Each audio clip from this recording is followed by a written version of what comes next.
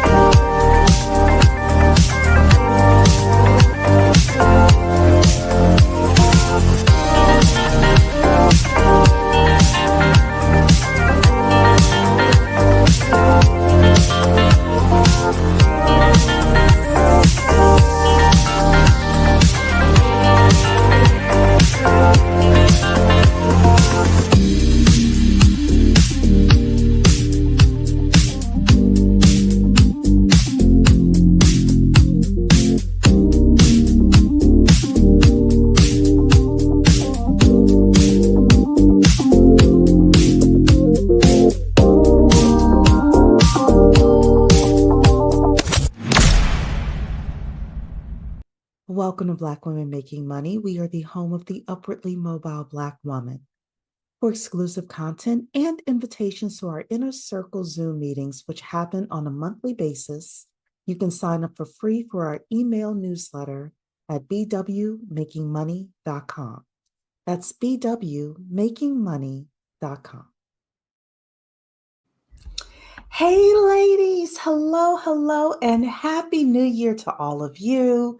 2024 was a heck of a year, and we're going to talk about it. We're going to review it from the UMBW's point of view. I see so many of you using UMBW now that I feel like that's part of our nomenclature. So we're able to do that. But for all of my new people, UMBW is an upwardly mobile Black woman, and we are the home of the upwardly mobile Black woman. I am Cherie. And this has been a crazy, crazy year. Do you want to say Happy New Year to everybody? Jay Antoinette is in the building. Happy New Year. Donna Earth is saying Happy New Year, everyone. I pray for open doors, creative and profitable ideas, and great opportunities this year. Me too, Dawn to Earth. And Main Femme Fatale is in here saying bonjour. So bonjour to you as well. Ladies, don't forget to hit the like button as you all are coming in. And boy, oh boy, do we have some great stories. So as I was saying before the timer started, this is our third year doing our year in review. Usually I have mentor I have Mocha Mommy with me, but this year she wasn't able to do it. So I'm here on my own. We've got 28 stories. I picked these stories based on things that are relevant to us as UMBWs. So some of it is financial stuff that happened, some of it is um, stuff in pop culture, some of it is stuff in politics, and some of it is stuff in the Black YouTube social media space. So a lot of it is fun. Some of it is serious, but all around, we have a really, really good time. I want to encourage you as we're going through the stories today. This is your time to be messy if you want to. This is a messy money topic. If you want to be messy, if you want to, of course, we are we follow the YouTube guidelines over here with our messiness. But yeah, there was just a lot of stuff that happened this year. So the first thing that I'm going to do is come here, and you all kind of saw the end there. All right, let's kind of talk about some of the top stories from 2024. And Dark and Lovely's in the building. Happy 2025 to you. And again, wishing everybody prosperity here. So first thing we want to talk about, I always talk a little bit about some of the people that we lost in 2024. People from Richard Simmons, if you're a child from the 80s, shout out to all my Gen Xers and my baby boomers in here. You definitely remember Richard Simmons. Maggie Smith, Nikki Giovanni passed this year. James Earl Jones, who was the voice of Darth Vader. We just lost Jimmy Carter, President Jimmy Carter. I have to admit, I thought he had already passed. The guy was 100 years old. The guy from Candyman is a guy named Tony Todd, had passed this year. Sheila Jackson Lee passed this year. So everybody who lives in Texas. John Amos, who was, let's be real, Good Times. If you grew up on Good Times or you watched it in reruns, he was one of America's fathers, along with Bill Cosby. I'm not going to talk positive or negative about Bill Cosby, but Uncle Phil was another one of our dads. Uncle Phil, James Avery, has already passed. Prue forever. She was always my favorite sister on Charmed. Shannon Doherty passed. And O.J. Simpson. If you are a child of the 80s and the 90s, you remember where you were when the O.J. verdict came down. That's all I can say. I didn't really know who O.J. was until like the whole Bronco chase. And then they're like, oh, he's this football guy, because I've never really watched football like that. And yeah, that whole trial was what started a lot of reality TV today. So which of these individuals like hit you the most with regards to deaths? Was there somebody else that passed this year that I didn't put on this list?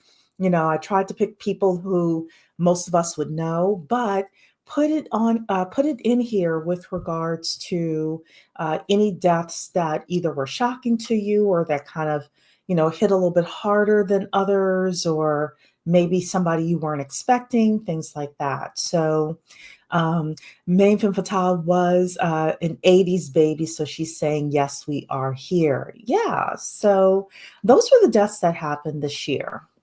Okay. I know first thing you thought I was going to start off was with Cat Williams, but before Cat Williams was Claudine Gay.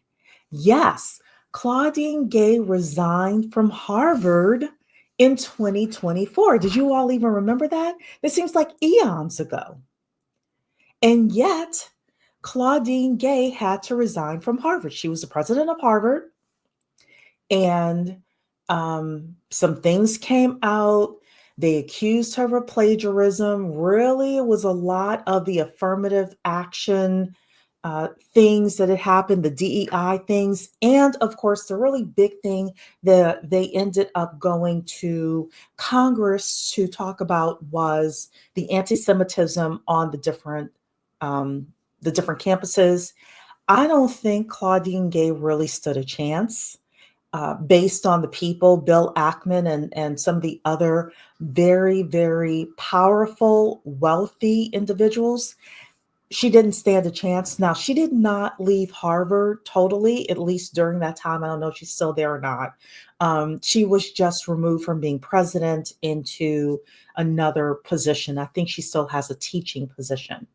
You're not familiar with Claudine Gay's story? Oh, wow. Femme fatale, yeah, it was a really big thing.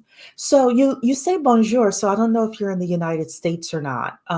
But this is a really big thing.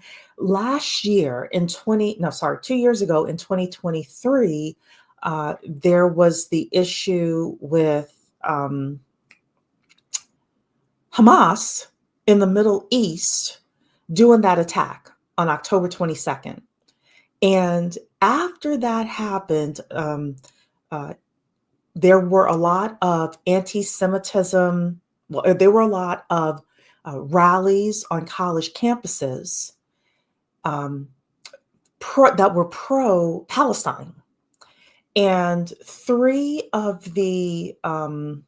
presidents, three of the presidents had to go in front of Congress and give account as to whether these protests were anti-Semitic. And one of the people was Claudine Gay. She was the president. She was the first, I don't know if she was the first Black woman president or just the first Black president of Harvard. Another person that had to go up in front of Congress was University of Pennsylvania, UPenn. And then there was a third person as well. They were all Ivy League schools. And Claudine was not, she wasn't removed for that reason officially. They ended up scrounging up some paper she did and said that she had plagiarized the paper. And they basically kicked her out of the presidency of Harvard. So yeah, yeah. Hey KB, Happy New Year to you. So put a one in the chat if you all remember Claudine Gay's story. Put a one in the chat if you remember Claudine Gay's story. But yeah, that actually was the first thing that happened in 2024. And then after Claudine Gay, very soon after was, of course, Cat Williams. Cat Williams. So y'all are putting in ones, right? Go back here. You're putting in ones that you remember Claudine Gay's story. Yeah. So, yes, Bill Ackman is a billionaire who was really vocal against Claudine Gay. Yes, he was. Yes, he was. But I think there was also some silent money in there as well. People were threatening Harvard endowments and things like that. It was a really big deal.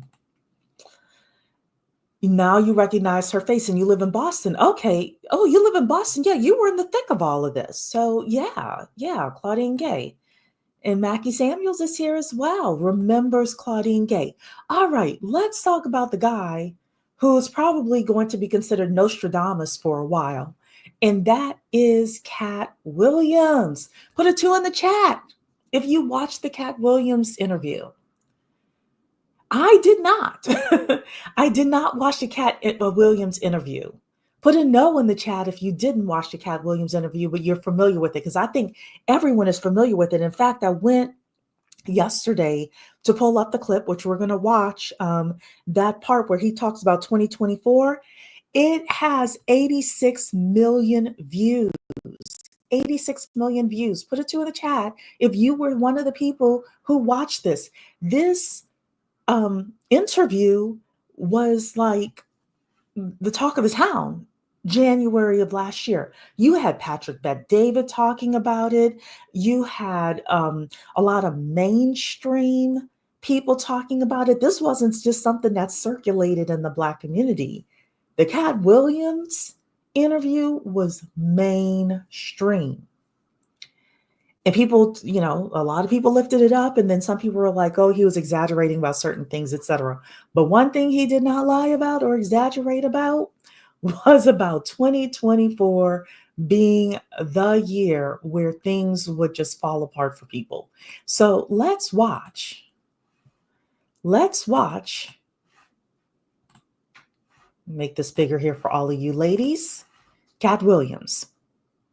Harbor any resentment to any of these entities because I can't be jealous. I've never seen them have anything that I ever wanted.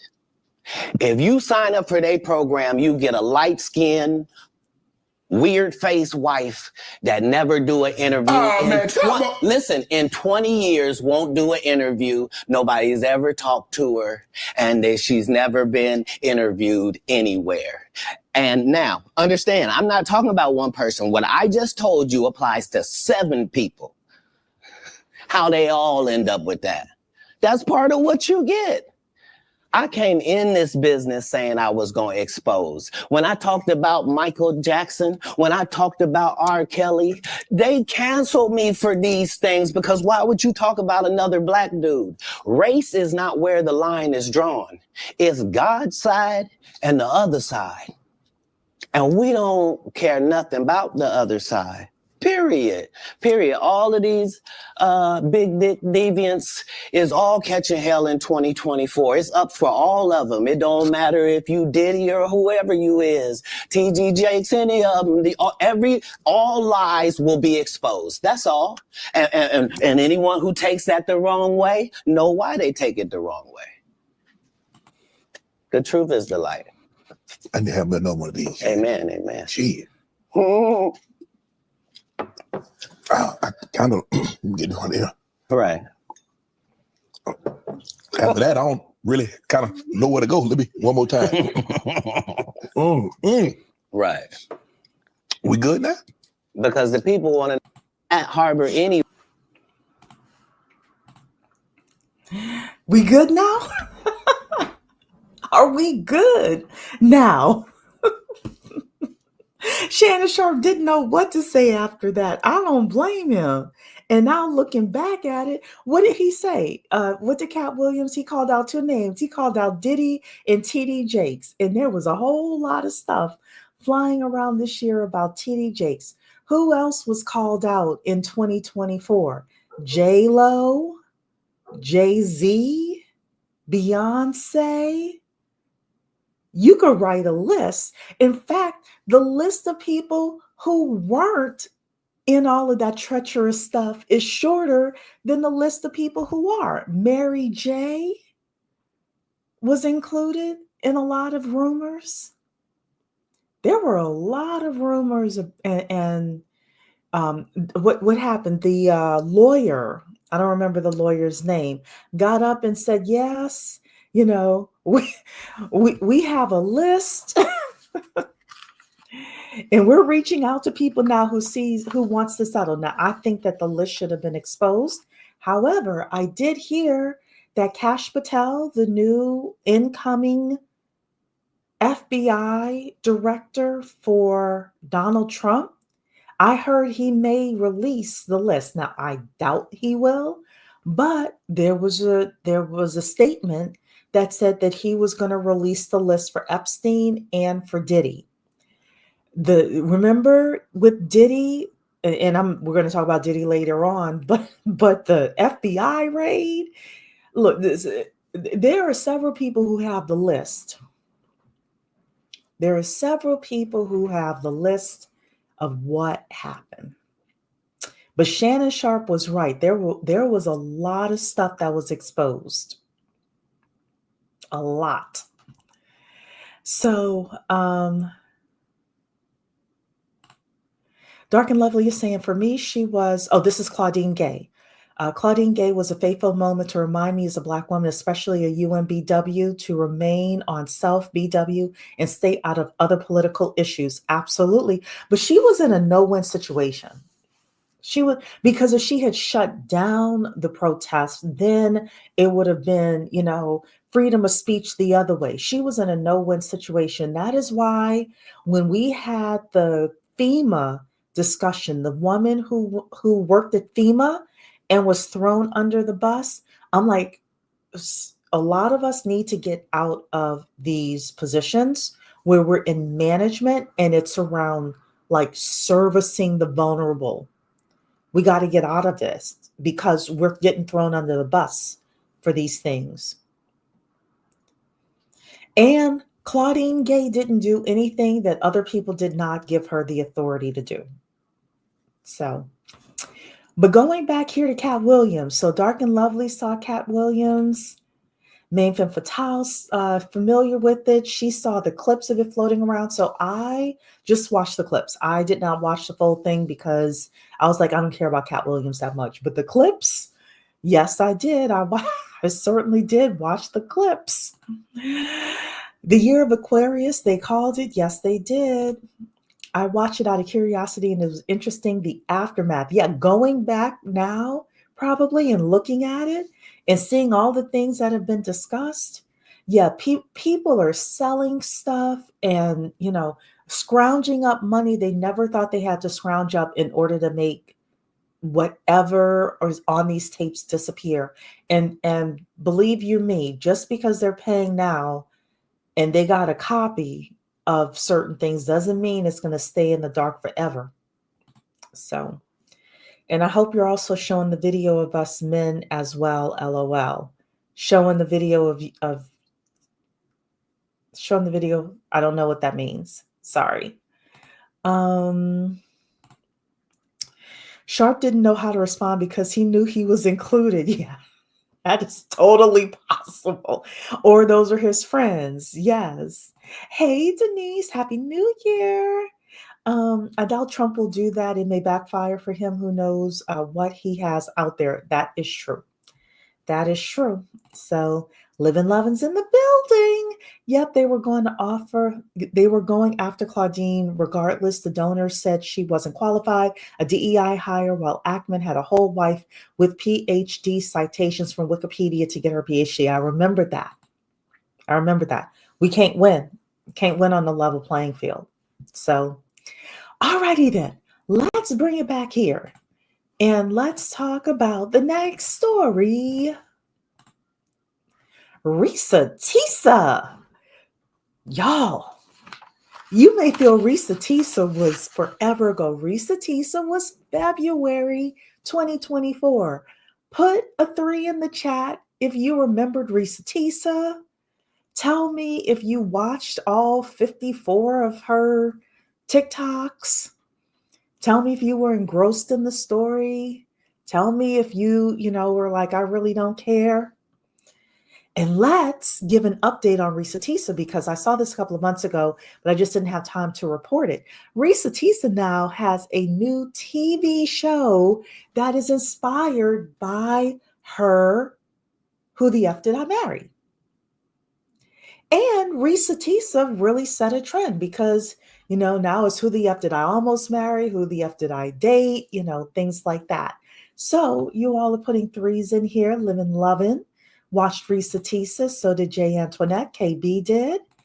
Jay Antoinette said, I didn't watch all 54 for TikToks, but I was certainly intrigued. Main Femme Fatale did not really care for her story. Jay Antoinette is saying, good for her. Yes, absolutely. I'm proud of any, Black woman who levels up. So Dawn Earth said, I watched nothing and didn't care like the Gorilla Glue Girl. So I will admit that I did watch a lot of it through Yanni's channel. And y'all know I'm not really on TikTok. But I did watch it through Yanni's channel because I was just kind of interested in like, okay, what's going to happen? What's going to happen? She did have some interesting cliffhangers. And then we talked about it on this channel as well with regards to, how to protect yourselves. I always say to you that the father of your children is the most important financial decision you will ever make. But the husband that you bring into your life or the man that you date long term and you start sharing finances with and things like that is a very close second. And One thing I really do remember about this story is she grew so angry that she kicked him out of the home. And after she kicked him out of the home and he left willingly, somebody told him, man, you really didn't need to leave that house. That's partially your house as well. So when we're dating these men, when we're marrying these men, you have to understand the laws because men are getting very smart with regards to these things. And a lot of my UNBWs, you already own your own home and you may be dating a man who doesn't and marrying a man who doesn't. So, Live and Lovin said, I did not have the time to watch her 100-part story. I watched the summary. Yeah. So I watched it on Yanni's channel, but I like listened to it as I was doing other things. So yeah, but look, Risa Tisa captured Black social media. So she is on our list. Number 4 is a story that I don't really know anything about, but it was a huge story this year. Kendrick versus Drake. Put a 4 in the chat. Put a 4 in the chat if you listened to Not Like Us. I'm going to tell you right now, I have never listened to these songs. The beats could play, the song could play. I would not know what they are. But I know it was super huge because everybody talked about it, including, I think it was written in for like Trump or something like that as well. So put a 4 in the chat if were vested in this, if you knew about it, if you listened to the songs, tell me what songs you like, what songs you didn't like. At the end of the day, people are so happy and suing crazy. Drake is suing the record label because he said that they propped up Kendrick Lamar more than they propped him up in his music career. As much as Drake has been propped up over the past decade, this is dumb.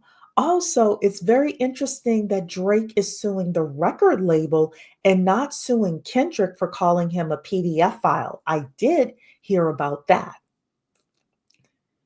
And yet you're not suing Drake for calling you a PDF file. Instead, you're suing the record label because the record label boosted Drake says the record label unfavorably boosted Kendrick's music and not Drake's music. This is the dumbest ish. I will say in the 90s, though, the rap beefs would just end up with somebody DEAD, or unalived. So going to court is better, but yeah. When I was coming up in the 90s, Black rappers were not going to court to settle their issues. They would just be a rap beef. And if you were lucky, people weren't unalive. But these days, being a rapper is still the I think one of the most dangerous jobs out there. So Dark and Lovely knows about Kendrick and Drake. And apparently she's singing it as well. She knows the songs. All right, Dark and Lovely. Dawn Earth is saying, I know nothing about either one except that they are rappers. Sweat Your Hair Out is in the building. Happy New Year to you, my dear. BBL Drizzy is my favorite. So I have to warn everybody now that there's a lot of wind in happening outside right now. So hope the internet doesn't go out. I just want to warn you now, just in case. But let's play. Yeah, Dawn Earth. This is what I understand, and a lot of people said this, that Kendrick accused Drake of being a PDF file in one of the songs. Yeah. Yeah, so you heard of the beef as well. Yeah, so this was a super huge story in Black America. This also went mainstream as well because, of course, hip hop and rap, a lot of it goes mainstream. So the next story is something you may have forgotten about, but I think it's super impactful. Does anybody remember one day we got up and this happened? There was global chaos. Global chaos. There were 2,500 flights canceled. A lot of people couldn't get into their payment processing systems. A lot of people, when they went to McDonald's or Chick-fil-A or places like that, they had to pay with cash because the payment systems weren't working. There was just, interruptions with banking and all sorts of other interruptions. And we found out that there was a company called CrowdStrike, which does some sort of updates for Microsoft. And we found out how many systems actually run via Microsoft, including air traffic control. Put a 5 in the chat if you remember this. This happened July 2024. Put a 5 in the chat because we came on this channel. We came on this channel when that story happened and things got sorted out. And we were like, what's going on? And we were like, hey, we're going to need to do some prepping around here. You all remember that. Denise is saying, yep, I remember CrowdStrike. J. Antoinette. Yes, it was scary. You're right, Main Femme Fatale. Yep. It was scary. One of the things I remembered saying was, if something happened to your cell phone and you had to go use somebody else's cell phone, would you know your next of kin's phone number by heart? And somebody came in my chat and said, I would not know my son's number by heart. Because we had situations where some people weren't even able to text, they could only call.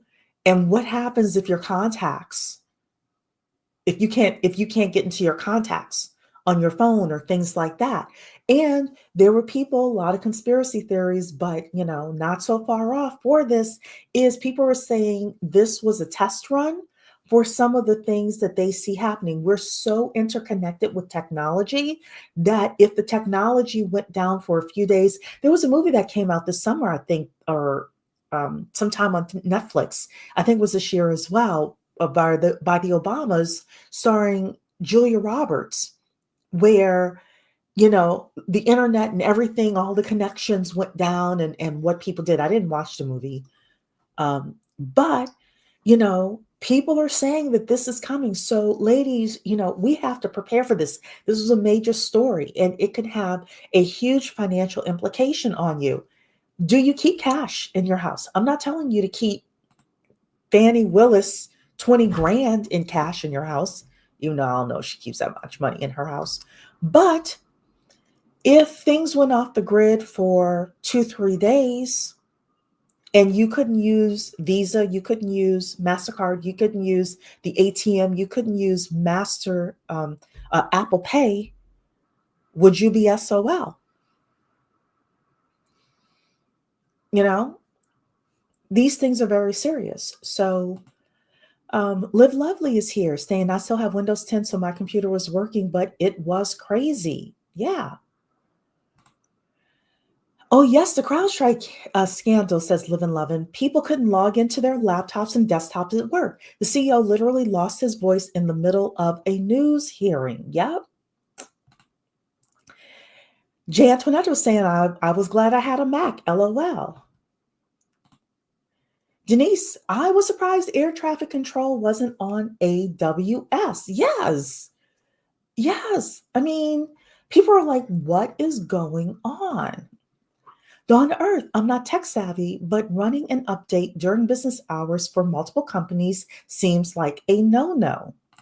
J. Antoinette saying always have a landline. So we happen to have a landline. And because of that, my mother is just a landline person anyway. But because of that, we were like, we're not getting rid of our landline. So OMG, says Main Femme Fatale. I remember that live. That was the first time I subbed and fell in love with the knowledge and advice you were sharing. Well, thank you. Thank you. Yeah, that was, we're going to have to go back and dig that live up and do a rebroadcast of that thing because we need to be prepared for these things. We do. Dark and Lovely is saying, facts, Chinese hacked U.S. Treasury this week. Yeah, there's a lot of hacking going on, ladies. Donna Earth is also saying the U.S. Treasury was just hacked. We're in deep trouble, and cybersecurity is still a good field. Yes, it is.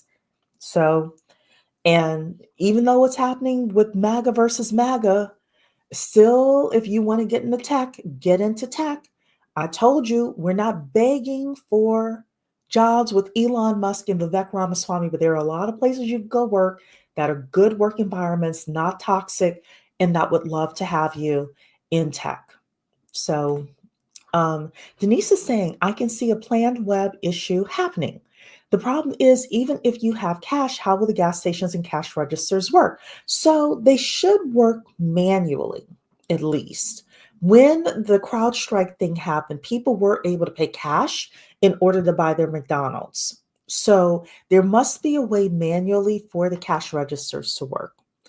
And, you just have some small bills as well. Have some fives, have some ones, have some quarters, just in case. But yeah, I have thought about keeping more cash in the house, Denise is saying. Yeah, it's a good idea. It really is. Samri's in the building. Happy 2025, Samri. And Main Fifth House saying, I started learning and memorizing my family numbers. Good. That is a good thing. At least 2 to 3 people that you're next of kin. Absolutely. All right, let's come back to story number 6 is, of course, a damn shame. No introductions needed here. Put a 6 in the chat. I don't even have to ask you if you know what the story is about. I don't even have to ask you. Just put a 6 in the chat. 1,000 bottles of baby oil. The FBI raid. We got the video of him assaulting Cassie. I guess I'll say allegedly. Even though we saw it's clear as day that was him. He's still in jail. He's been trying to get out. He thought he was going to get out as easy peasy. Judge is like, no. He thought he was going to get out. He had a pad laid out in New York for him to spend Thanksgiving. And the judge said no. So I got my 6s in here. Thank you, ladies, because you all know what the story is. We do not have to go through it. Just a damn shame. NC worker, good evening or good afternoon, and Happy New Year to you. Dark and Lovely is more like 666. I know. Demon. He had more oil than the Saudis. Makes me side-eye that Black comedian who knew his stepdaughter was dating him in her mid-20s. I don't know who that is, but you're right. He did have more oil than the Saudis. Yes. You think he'll escape to Dubai? If they ever let him out of jail, he will. If they let him out of jail, he's on the first thing smoking. And he's going to keep his mouth shut because he doesn't want to be unalived like a certain other person named Jeffrey Epstein, who allegedly committed unaliving of himself. But, 6 and no surprise to me. Denise is saying, I always called him the Grim Reaper. Yeah. And, you had J-Lo's name and Mary J's name and other people's names. I'm going to say this with regards to this story, and anything that comes up over the next couple of years will not surprise me. Anybody's name that comes up will not surprise me. I do believe what Jaguar Wright says. I did have Jaguar Wright as one of our people, but then we had enough stories here, so I took her out. But Jaguar Wright went mainstream. She was on Piers Morgan, but Jaguar Wright's been saying for years that Jay-Z is worse. I believe her. I do believe her that Jay-Z is worse, but I do believe her that Jay-Z is also smarter. I believe that. I do.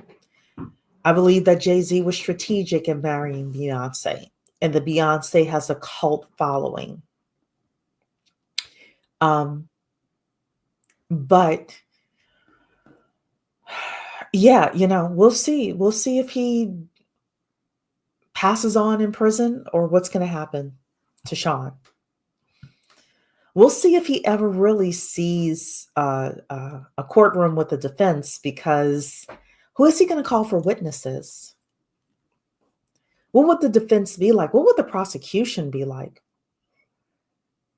What kind of names are we going to give here? Is it going to be like public, like the O.J. Simpson case was? Is it going to be closed? When the jurors are done, whether they say guilty or not guilty, how many of the jurors are going to write books? There are a lot of powerful names that are going to be dropped in a trial like this. Do we really think there's going to be a trial? I don't know. 2025 is going to be interesting in all areas as well. You're absolutely right. That vid of Jay slapping that young girl is still out there. Look, I believe Jay is crooked. And I believe B is complicit in it. I think she knows a lot. But let's go on to a lighter story. And that is the black wife effect. The black wife effect happened in 2024. Put a 7 in the chat if you heard of the black wife effect. Put a 7 in the chat if you've heard of the black wife effect. Put a no in the chat if you've never heard of the black wife effect. So for anybody who had never heard of the black wife effect, there were men of other races, mostly white men, who had married black women. And they were singing the praises of their black wives. They were also showing the before and after pictures of them, physically before they met their black wife and then after being married to their black wife. And there were people who were saying that the black wives made their white husbands look like black men. I didn't really agree with that. Let me know in the chat what you think. I didn't agree. The ones that I saw, Cerebral had a whole bunch of them that she showed, and that was where I saw like the majority of the ones. And then I saw like a couple of other shorts as well with the men talking about the black wife effect. I didn't find that the wives made their white husbands look like black men and dress like black men. I felt like the wives made their husbands more stylish, but I didn't see the correlation with, she dressed him, as if he were a black man. I didn't see that. So you all can let me know what you think about that. Put a 7 in the chat again if you know about this story. But we're actually going to watch the original Black Wife Effect. Make this bigger here. And thanks to Cerebral, because I'm going to use this. We're going to watch the original Black Wife Effect video that was done. Here we go. The black wife effect is real. Okay, this is something that needs to be studied in universities. I don't believe in much, but I believe in the black wife effect, and soon you will too. This is me before I met my wife. I look like if Machine Gun Kelly was anemic. I look like Water Gun Kelly. Who parted my hair? Moses? And how do I look like a little boy and an old woman at the same time? Like, this should be an illegal build. Enter the black wife, which I do every chance I get. You can't tell me that's not a miracle. You can't tell me that's not an improvement. What? Do you see this? Call me a leaky ceiling, because I got the drip. This one's just a thirst trap. I'll give you a sec. Dude, night and day. And I'm not just talking about our skin colors. The black wife effect, give it the Pulitzer. Give it the Nobel Prize. Give it an Oscar. Give it a Tony. Make it an EGOT. Fucking black wife effect, man.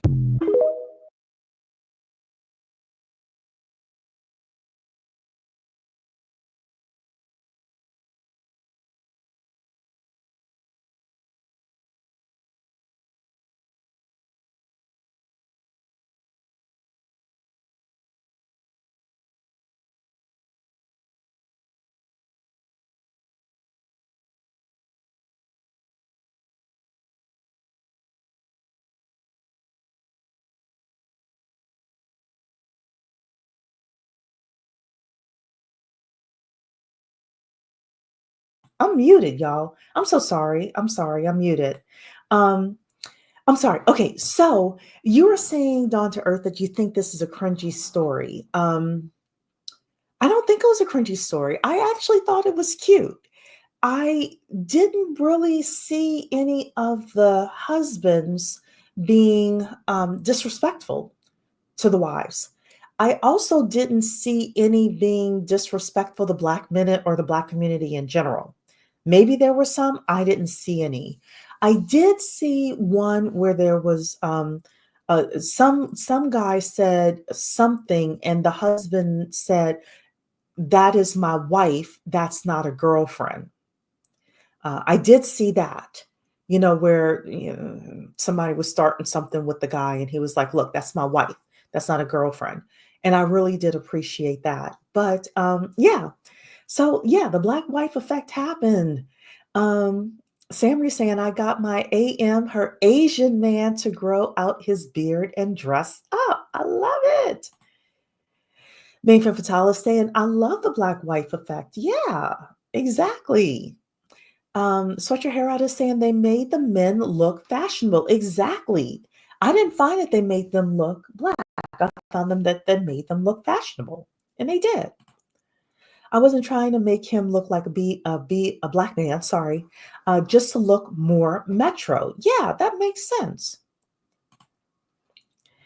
Dark and Lovely says, "I just proved that BW upgrade their men, also BM, not just WM." This is true. This is true. Jantoinette is saying, "I agree. The men just look more stylish and well groomed." Denise is saying, "I got the drip." And yes, the guy was funny. He was funny. So Live and Love is saying, "Oh yeah, he's a Canadian man. He has a podcast with his wife. I heard that later on." So yeah. Same, we're saying my husband also got tattoos after we started dating. He also got into drawing webtoons with my encouragement. Good. Fantastic. Denise is saying the upgrade videos were fun to watch. Yeah, they were. Jay is saying, and it was nice seeing something positive involving Black women in dating. What was cringe, though, was the responses from others doing the Black husband effect. I agree with that. I did agree with that. It wasn't necessary to copy. The clapback, the Black husband effect, was hilarious. Yeah. So I watched a couple of those. I didn't see much difference with the guys, but and this is not to down Black men or Black husbands or anything like that. I just thought it was very inspirational. I am a woman who believes that you should open up your options. You should, date the best man for the job, all of that stuff.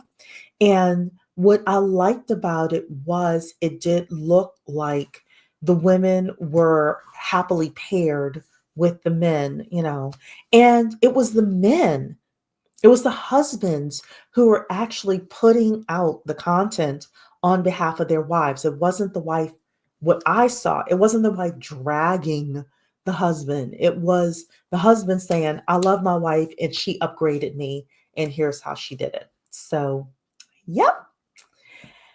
Okay, ladies, the next story is a little serious.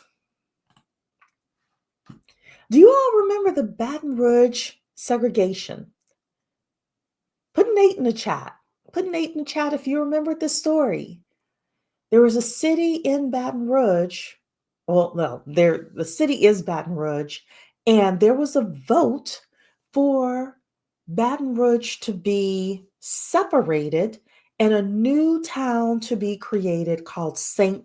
George, Louisiana. Put an 8 in the chat if you remember this. White residents of Baton Rouge, Louisiana, to form a separate city and move termed neo-segregationists. A group of wealthy white residents of the Black majority Louisiana city of Baton Rouge have been permitted to split from the city by the state Supreme Court. This happened May 2024. Put an 8 in the chat. You have fewer people putting 8 in the chat. So many of you may not remember this, but this did happen this year. They had been trying to split from Baton Rouge. I think it was for a decade or 12 years, something like that. It was a long time. They kept doing petitions, they kept doing votes, and finally the vote went through, and the city split. And the city split. So a lot of the tax dollars is going, St. George, Louisiana. And one of our subbies, who I haven't seen in a while, she was from this part of Louisiana. I have family, I have kin down in that part. I haven't spoken to them about this specifically, but yeah, this happened this year. So some of you remembered this story. Yeah. You all can let me know what you think about this story as well. So, all right, the next story, non-compete clauses. So I'm going to go back to number 8 because I see you all commenting. Let me know what you all think about the story here. It was embarrassing to see Black people begging them not to leave. Yeah, it was. But there was a lot of just trouble there, period. So,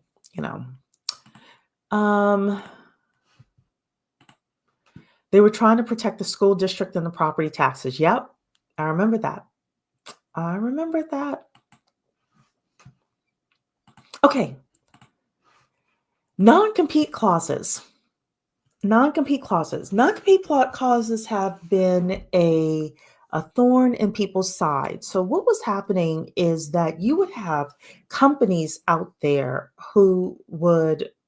companies that would set up non-compete clauses. You would have to sign them as part of your employment agreement. You would have to sign them as part, or they would be, usually they were part of your employment agreements. And people who were not C-suite individuals, but maybe they were an engineer, or maybe they were, just a lower level employee, would be caught signing these non-competes. And then when they tried to go and get another job in the field, they were unable to leave their previous employer. Well, this year, the administration, one good thing the Biden administration did, they set it up where the only time you could have a non-compete is if you were a C-suite person in a business. But if you are middle level management, if you are, if you're an engineer, for example, or a systems engineer, or me being a loan officer or anything like that, we do not have to sign non-compete clauses anymore, which makes us able to move more freely from one business to the other. Put a 9 in the chat. Put a 9 in the chat if you remembered this story. Put a 9 in the chat for me if you remembered the story about the non-compete clauses, because this is really big for us as upwardly mobile Black women. This was a positive that Biden and his administration did. So put a 9 in the chat for me. Let me know that you remembered this story. If you don't remember it, I do suggest that you go and you check out the article so that way you know your rights. So that way when somebody comes to you with some BS at your companies, you can protect yourself. Okay? All righty then. I see my 9s. Thank you so much, ladies. Okay, number 10. Bankrupt. The Tulsa Real Estate Fund. Put a 10 in the chat. Put a 10 in the chat if you remember this story. That Jay Morrison, who ran the Tulsa Real Estate Fund, officially said that the fund was bankrupt and they sold the Black House. And they sold the Black House to a gentleman named Julian Gordon. I'm not going to show any of the videos or anything like that. We had a long discussion about the Tulsa Real Estate Fund and these other real estate people on social media. Pocket Watching with JT is a channel over the past couple of years that has really exploded. because he's featuring a lot of these people who are Black, who have unethical practices towards other Black people. Jay Morrison didn't necessarily do anything illegal per se, but he did do unethical stuff. One of the things that he did, that he was accused of doing that was unethical, is he had the Tulsa Real Estate Fund, the fund itself, the money that people put into the fund, buy a piece of property. I think it was like, I can't remember how many acres, 10, 12 acres, something like that. It was an insane amount of acres. And then he ended up having the Tulsa Real Estate Fund deed that property over to him and his wife individually. And yeah, he's accused of getting that property for himself and his family using Tulsa real estate funds. This was, like Sam was saying, very disappointing. How much money did the Tulsa Real Estate Fund raise? $8 million, something like that? You all can let me know in the chat. How much did the Tulsa Real Estate Fund raise? You all can let me know in the chat as well. And I'm also looking. Oh, it raised $11.1 million according to Google. $11.1 million according to Google was how much was raised. And yeah, Living Loving is saying Tulsa was embarrassing. Tells you how many Black people don't know anything about accounting, audits, etc.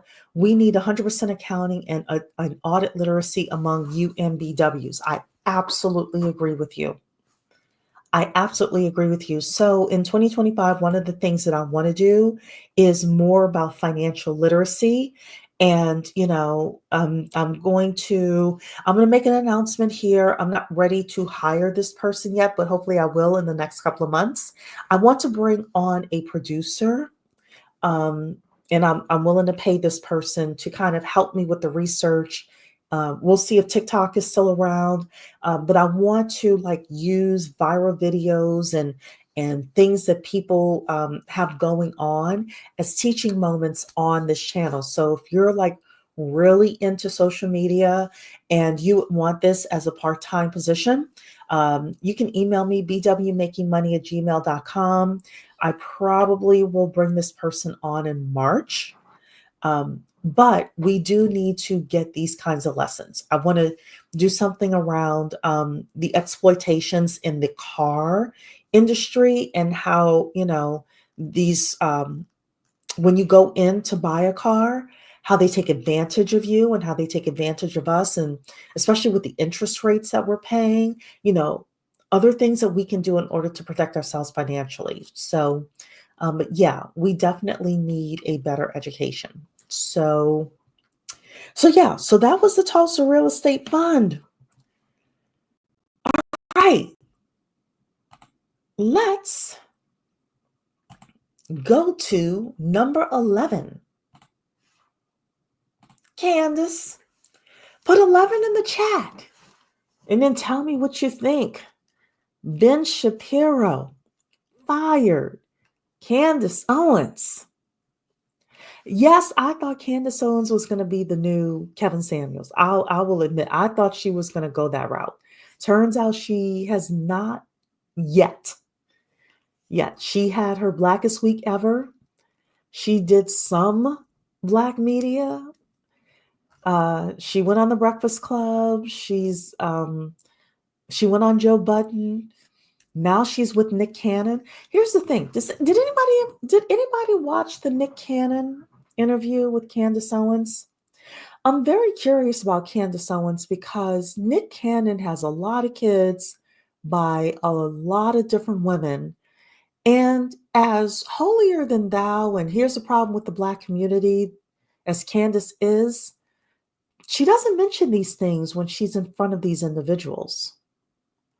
And I guess maybe I wouldn't mention it either if I were trying to get their audience, or fix the Black community. But does anybody feel like that's a lot hypocritical? Kanye is her friend, yet he's doing a PORN corn business. Andrew Tate, she's hobnobbing with Andrew Tate. When people say, there are other people who have come on underneath when we talk about Candace Owens, I think we talked about her twice, and said I'm jealous. And I'm like, no, I'm not jealous. I just think she's grimy.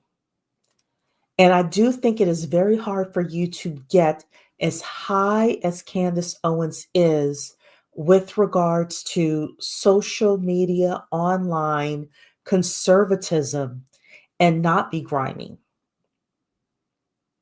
It's very difficult. And I just think she's, but I do think it's interesting that she can go and sit and have a wonderful conversation with Nick Cannon and not once mention how many broken homes he has. At least Dr. Bryant, when she went in front of Cam Newton, said it to his face. But for somebody who's talking continuously about the problems in the Black community and the lack of fathers in the homes and the problems in the Black community, and yet you sit in front of Nick Cannon and you don't say anything? Because I think if she had said something, that would have gone viral. So, yeah. Belle is in the building saying she's very goofy. Dark and Lovely saying she's irrelevant to me. Live and Lovin' is saying the amazing grifter Candace Owens, they hired her to be the Black face of these organizations. And let me say this to you ladies. If you love Candace Owens, you are absolutely on this channel allowed to disagree with me. You're allowed to love Candace Owens. You're allowed to put in the chat that you like Candace Owens. None of my mods are going to get rid of you. As long as it's a respectful thing, I'm not going to get rid of you. I'm okay with people disagreeing with me. This is just how I perceive her. So I do want clearly, anybody who wants to love Candace Owens, you're able to love her. I just don't trust her. So she's like a high schooler trying to fit in a clique. True. She can't seem to find her footing. Yeah, that's true. Well, I think that she has, but I think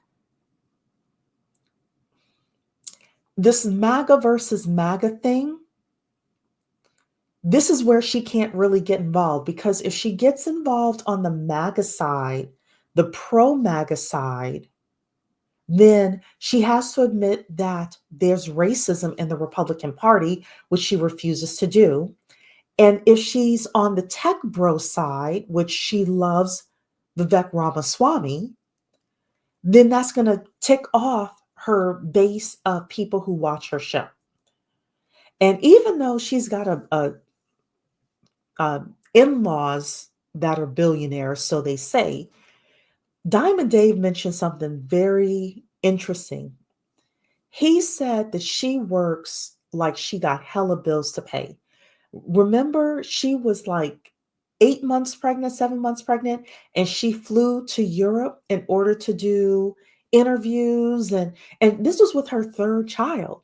And I remember thinking, aren't you conservative? Aren't you the type that would want to make a sandwich for your husband? You got 3 children under the age of 5. Wouldn't you want to be home when you're 7 months pregnant? Why are you in Europe? And then a couple of days later, Diamond Dave was on his broadcast talking about the fact that she looked like she has a hella bills to pay. And that stuck with me. I was like, oh, darn.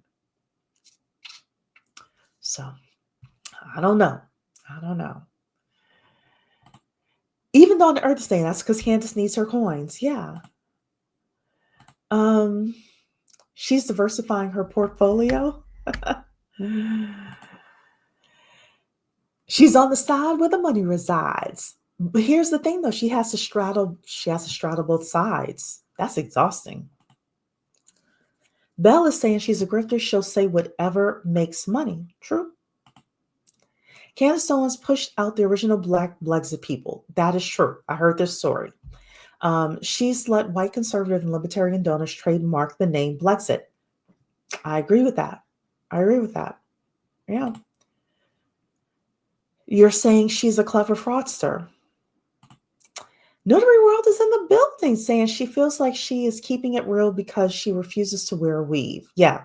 Now, look, her physical glow up, done very well, done extremely well. UMBWs, if you need a glow up, you could learn from Candace in the physical glow up. She has done a very good job, or whomever on her team. She had to have brought in a person that knows how to do black hair, or somebody went out and learned how to do black hair for her.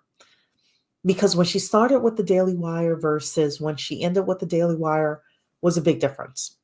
Yeah. But it's not just about wearing a weave. You're absolutely right. And you have to be careful about wearing weaves because not weaves. You have to be careful about your natural hair the way that she wears it, because it looks like she puts a lot of heat on her hair to keep it that straight. So,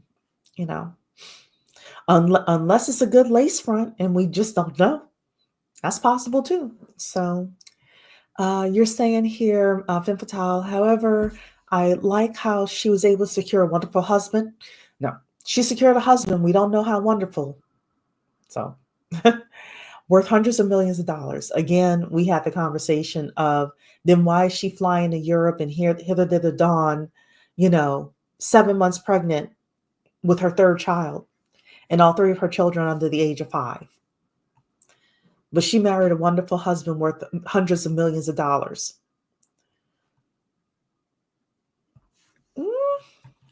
I'm gonna reserve my comments. I'm reserve my comments. Kat is in the building. Happy New Year, my dear. Yep, she works through all her pregnancies and takes a short maternity leave. This is true. Sammy is saying, what sort of bills is my question? Can her husband take care of the bills? Look, we're just making observations, Sammy. We're just making observations.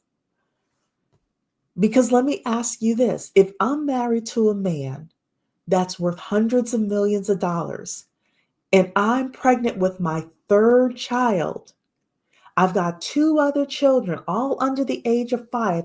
This is my third child, and I'm 7 months pregnant. Am I getting on a plane to go to Europe to do some interviews and some speeches?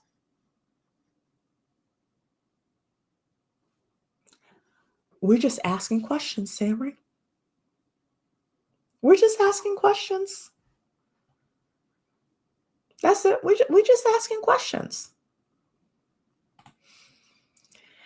Live and Loving is saying, yep, when a woman goes back to work 3 days after giving birth, automatically judging the quality of the man you're with. What real husband allows their wife to not rest after 3 days and giving him children? Yeah. Because she's conservative again. It would be different if she were a liberal woman. She's a conservative woman, right? So it would seem like if her husband is the leader, her husband would say, hey, no. You're not going back to work. You just gave birth 3 days ago. And Candace Owens has enough of a brand that if she takes a month off from doing videos, she can get right back on the horse. She could have had evergreen content kind of canned as well, to drop a couple of times a week for her audience just to stay in the algorithm. We're just making an observation. I'm not even asking questions. I'm just making an observation. And have us as UMBWs put our thinking caps on. That's it. Main Femme Fatale she said that she was a breadwinner for the family for almost 2 years until her husband was able to secure a job. Really? The tea. Okay. Now this is making more sense.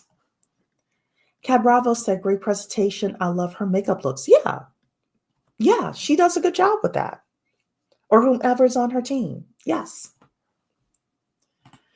Yes, you can learn a lot from observing her. She is great with communication. She's great with answering questions. She's great with avoiding questions. You know who else is great with that? Obama, Barack Obama, and Michelle Obama. If you want a master class in communications, study Candace Owens, Barack Obama, and Michelle Obama. A master class in communications. The fourth person I would tell you to study is Kellyanne Conway. I know they're all political, but a master class absolutely in communications is studying those four people. I stand on it.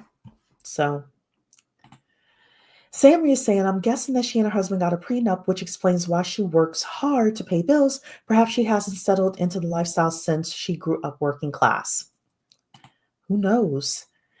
I have questions. Candace, are you going 50-50? Oh, goodness. I'm only going to read a couple of more comments and then we're going to go back to our list here because we still have more to go.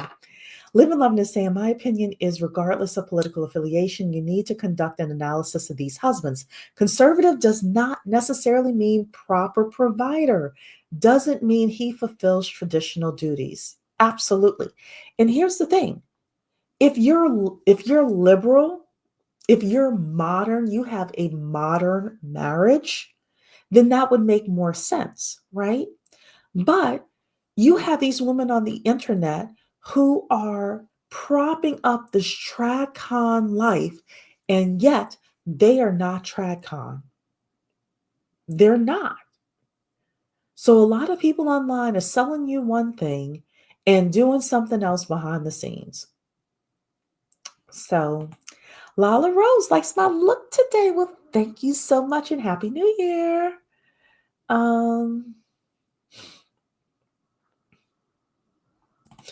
Lala Rose is saying, how was she the breadwinner? I thought the family was rich. Sounds like we need to have a whole another conversation. Kellyanne is dynamic in communication. She absolutely is. She's a master.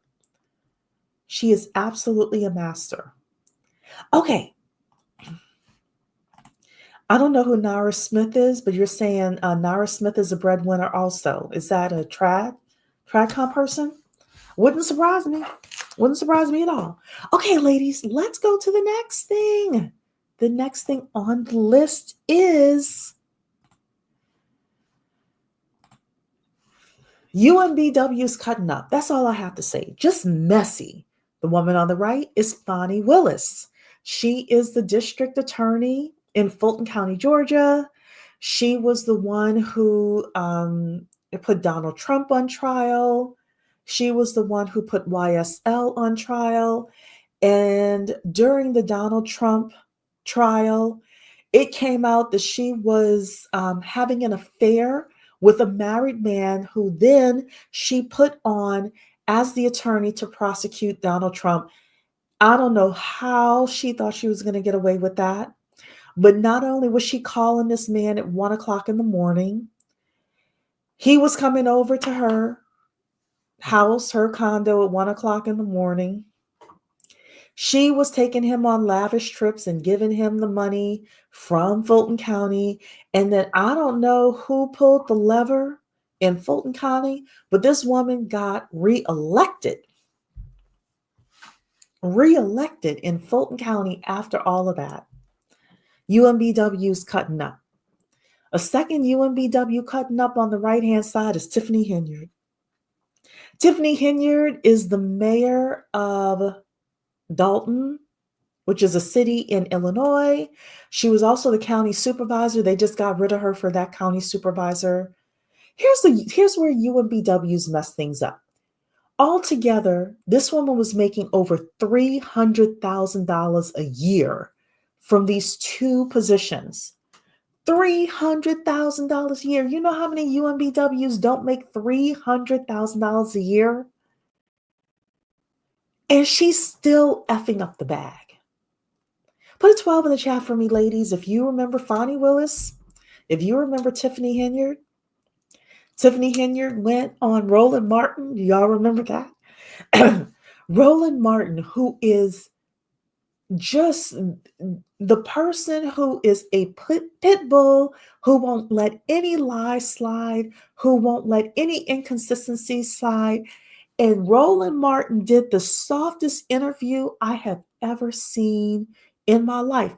The interview that Roland Martin did with Tiffany Henyard was probably softer than the interview that Roland Martin did with Kamala Harris.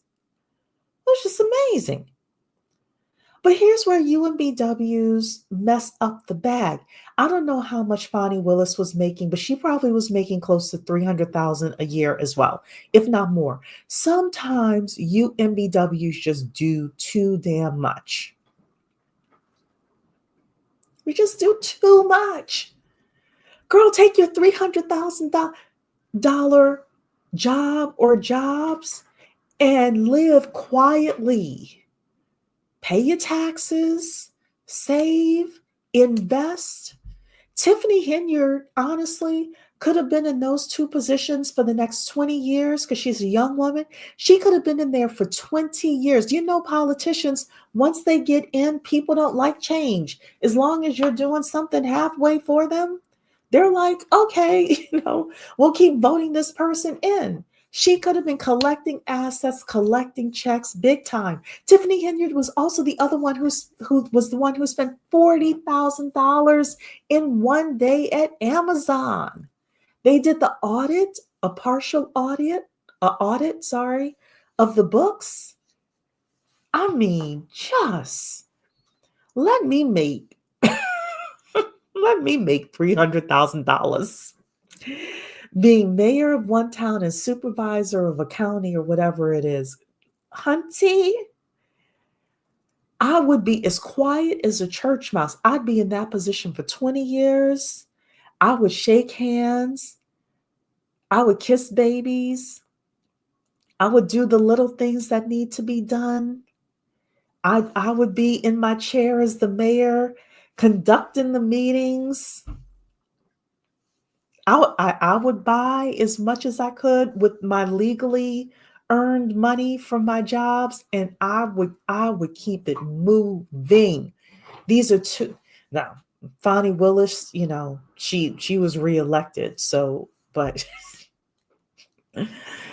I mean, Tiffany Henyard may end up back.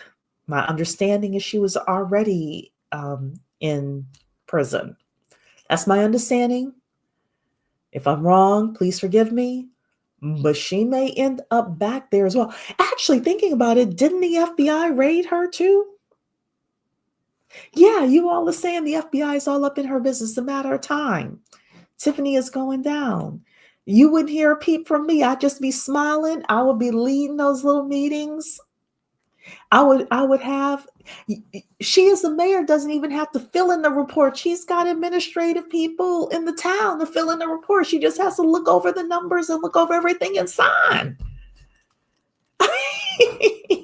Come on. Like, how do you mess that up? How do you mess that up? Yes, $40,000 in one day. Yes. Yes, they weren't paying their vendors. They weren't paying for the police cruisers, the cars. They were leasing them, and the town wasn't paying for the leases for those.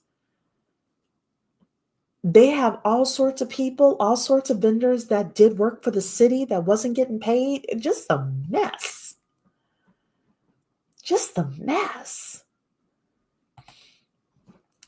Shameful. Tiffany redeemed, of all people, Lori Lightfoot with the audit she conducted. Of all people, Lori Lightfoot left Chicago in disgrace, and yet Tiffany Henyard brought Lori Lightfoot back to a decent life. How do you do that?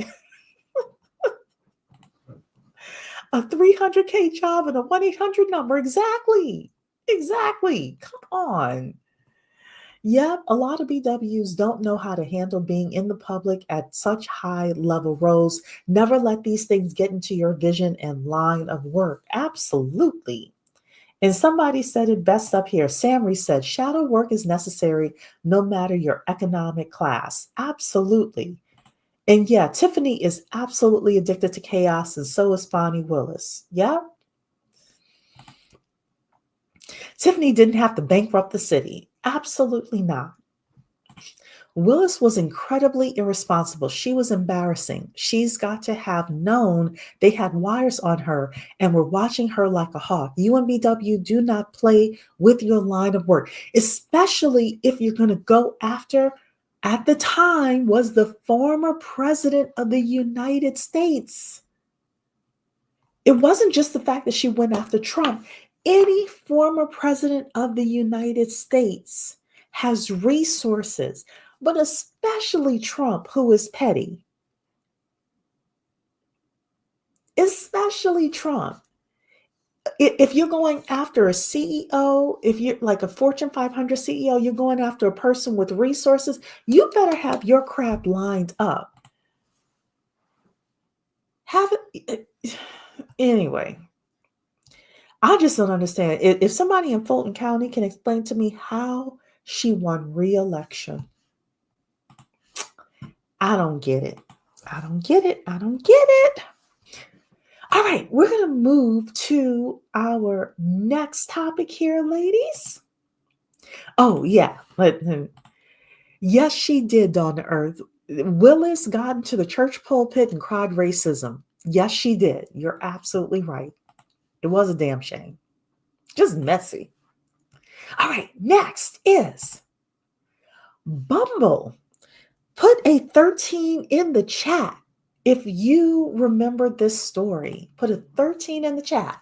If you remember this story, the dating app Bumble, they decided to come out with a new, they had a new advertising campaign. Women apparently are the product on these dating apps. The men will pay, the women go in, and set up their profiles. And Bumble decided to tell women, you know full well a vow of celibacy is not the answer. It was a Bumble fumble. Yes, Cat Bravo. I don't even think they were part of the system. Sammy saying the system needs more babies. I don't even think they were part of the system. I think this was just dumb marketing. But let's come here to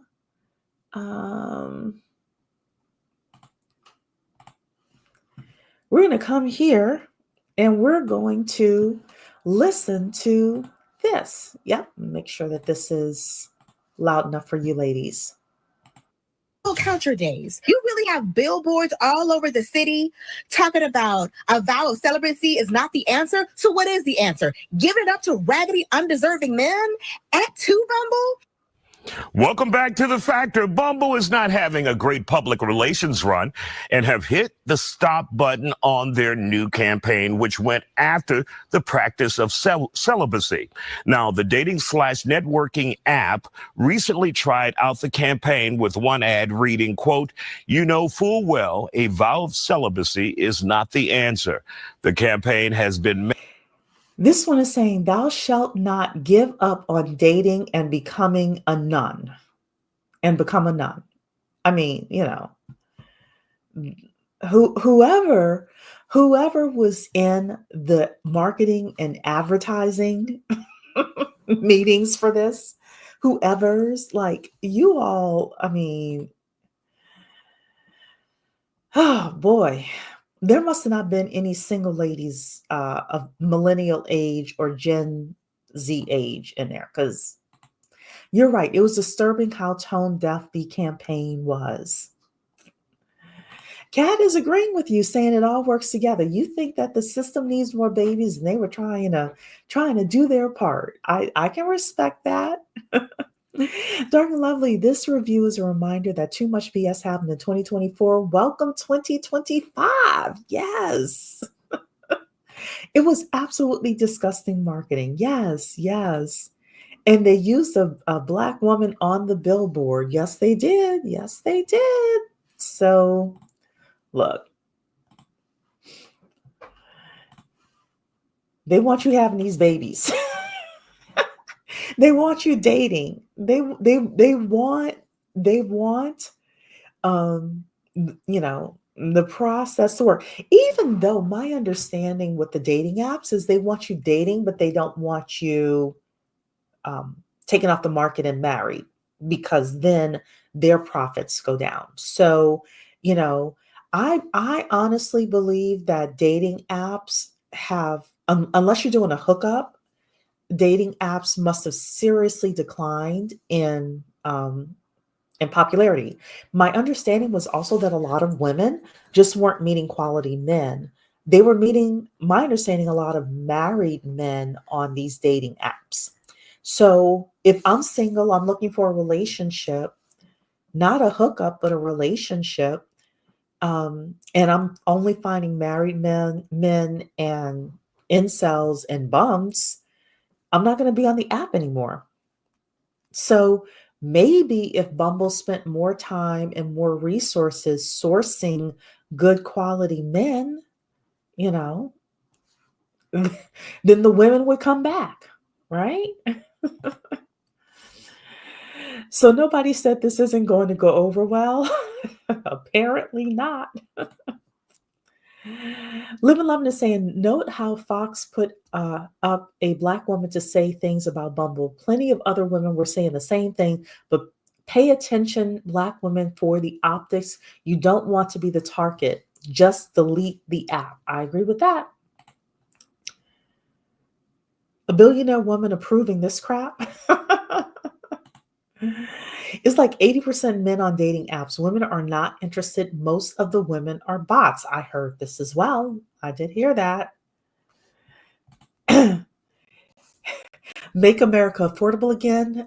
Just saying dating and babies costs money. This is true. This is true. They won't do that because if women meet good men, they will leave Bumble. True. Absolutely. On app, off app, you take a chance in the cesspool of dating. That's what I heard. I'm off the market. I'm not interested, but yeah. Living on this saying, yeah, a lot of married men say they're in the process of divorcing, or they lie about having wives, or they do polygamy. That is a key to STD haven. Here's the thing with polygamy.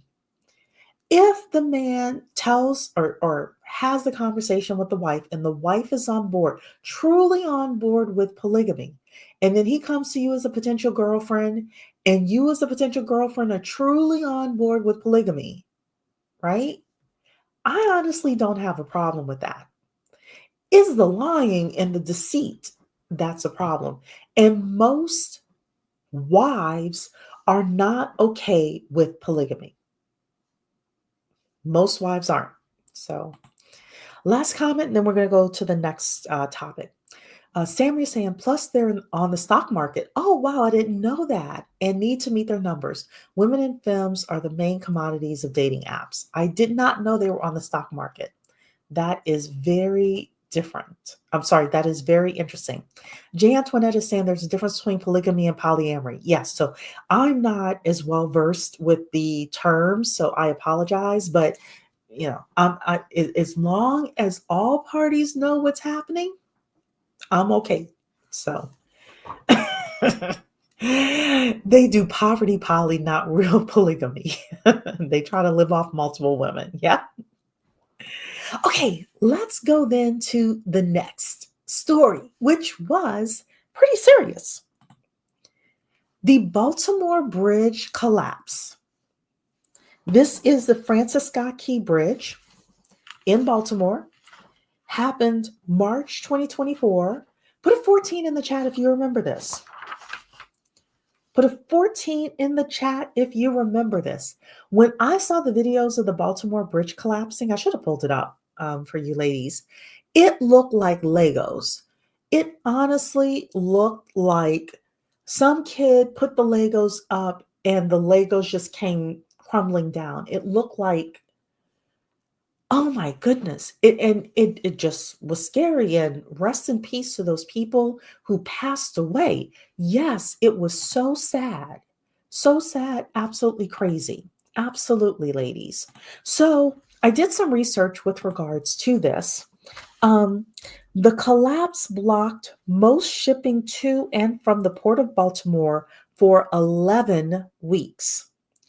The governor of Maryland called the event a global crisis that had affected more than 8,000 jobs. The economic impact of the closure of the waterway was estimated to be $15 million per day. And this bridge is not going to be rebuilt until the fall 2028. That's when they expect this bridge to be rebuilt. It's going to cost between 1.7 billion and 1.9 billion to replace this bridge. Huge economic impact. Now, if you're my friend Coach K, over there at Business Connections with Kay, that's his YouTube channel, he's talking about all the opportunities that are going to come from this. There are going to be some construction companies that are going to be making some big money from this, But yeah, there was apparently a crew working on the bridge at the time, and there were lives lost.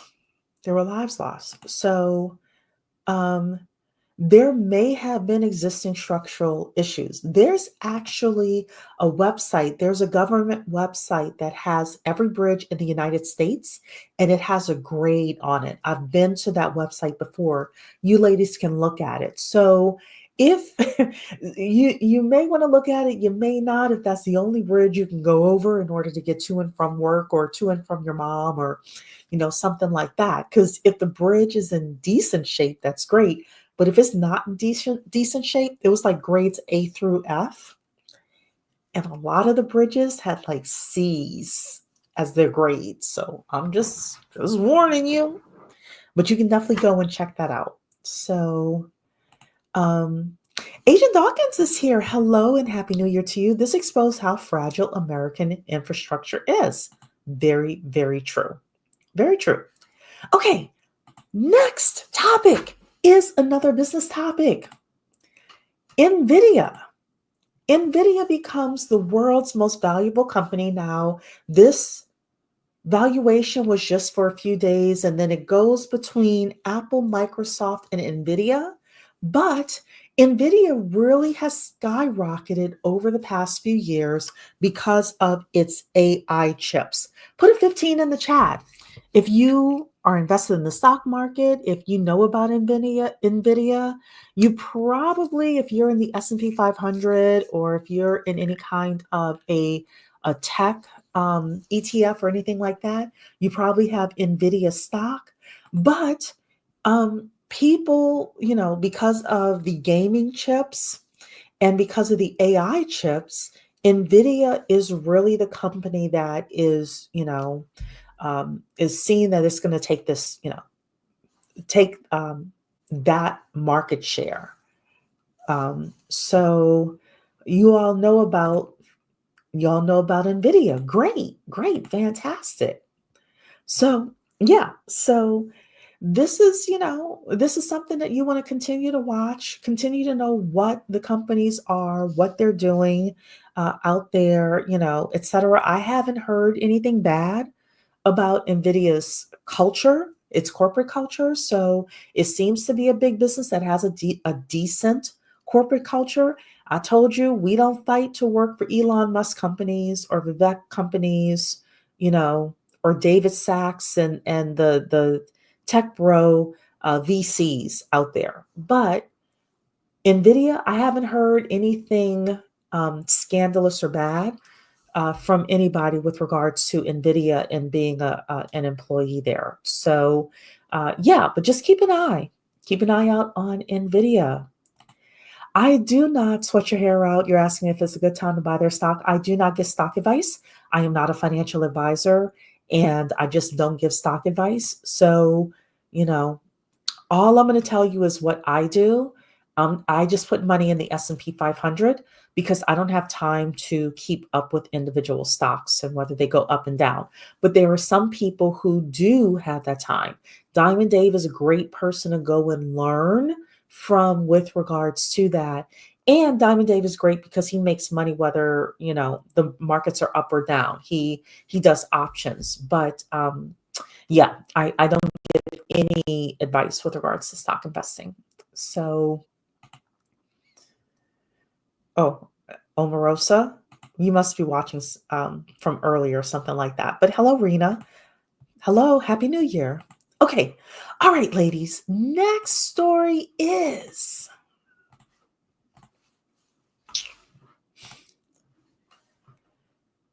this is a financial story as well. This is about squatters' rights and landlords fighting back.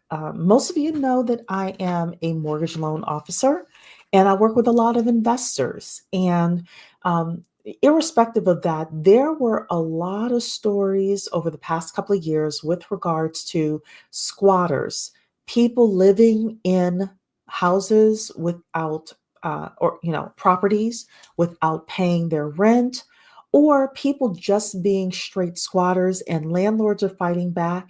And a lot of landlords are going to jail because they're fighting back, because they are entering properties, because they're trying to get people out. I just watched another story where in Atlanta, believe it or not, where the landlord, Black woman landlord, UMBW, had a house and she had evicted the former tenants. And when she came to the house, she thought that the former tenants were gone. Um, Squatters were in the house. She didn't realize that the squatters were there. I think they were gone at the time or something like that. And she put their belongings out, right? And she ended up going to jail for an illegal eviction of the squatters because the squatter was apparently the evicted person's former partner. So I'm just here to tell you that if you, and this is Georgia, this is supposed to be a landlord friendly state, right? I'm just telling you to know what you're doing if you're going to be a landlord. But landlords are starting to fight back. People, Americans are starting to fight back. Whether it is crime and Prop 39 that happened during the election, Prop 39 in California was a rollback of, the law that said that people who were stealing, that it would not be a felony and they wouldn't be charged if they were stealing under $1,000.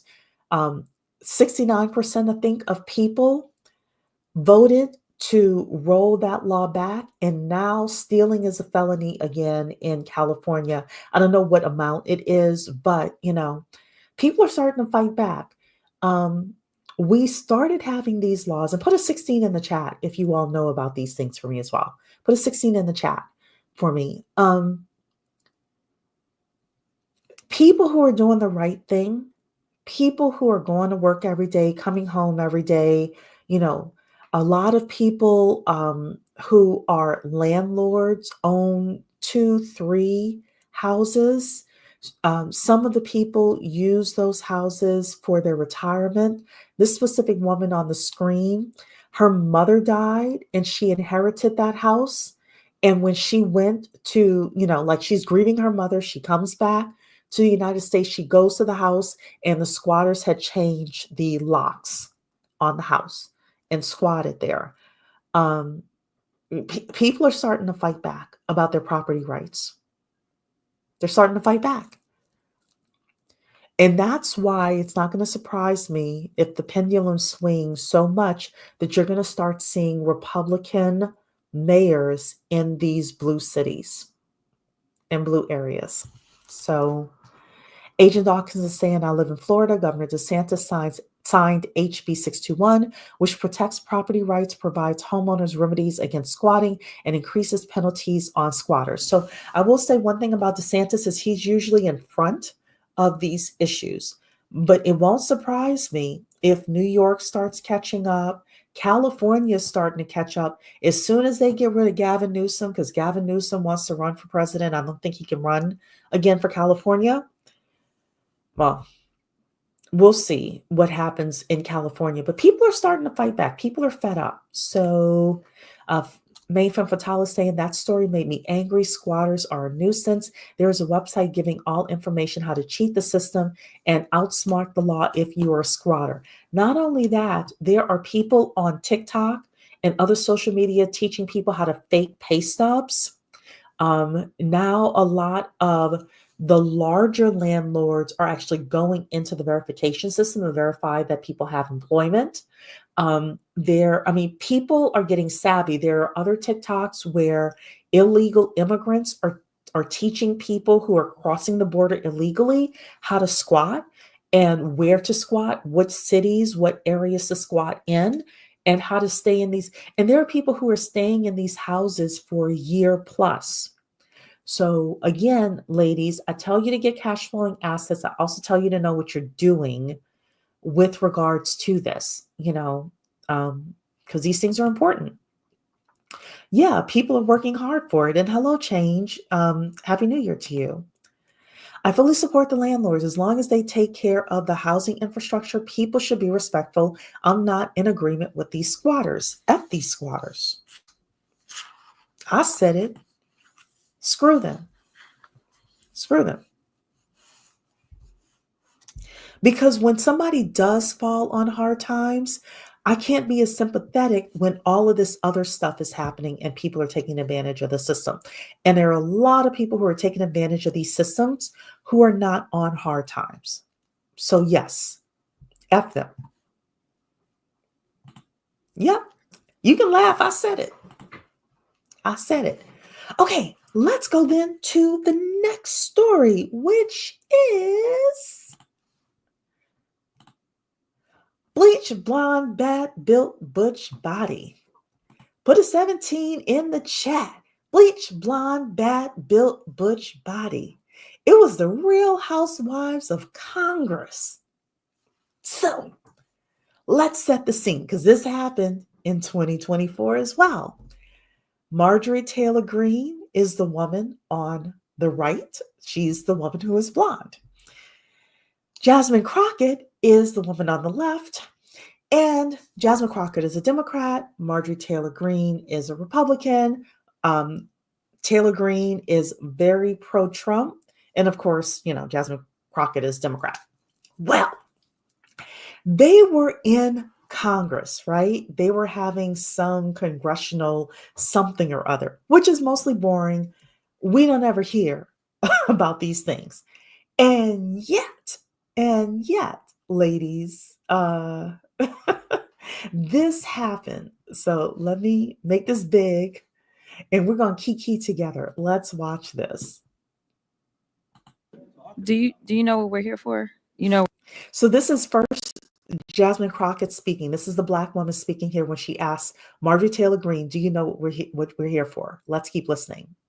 We're here about AG. I don't think you know what you're here for. Well, you the one talking about. I think your fake eyelashes are messing up. No, ain't nothing. Hold on. Listen.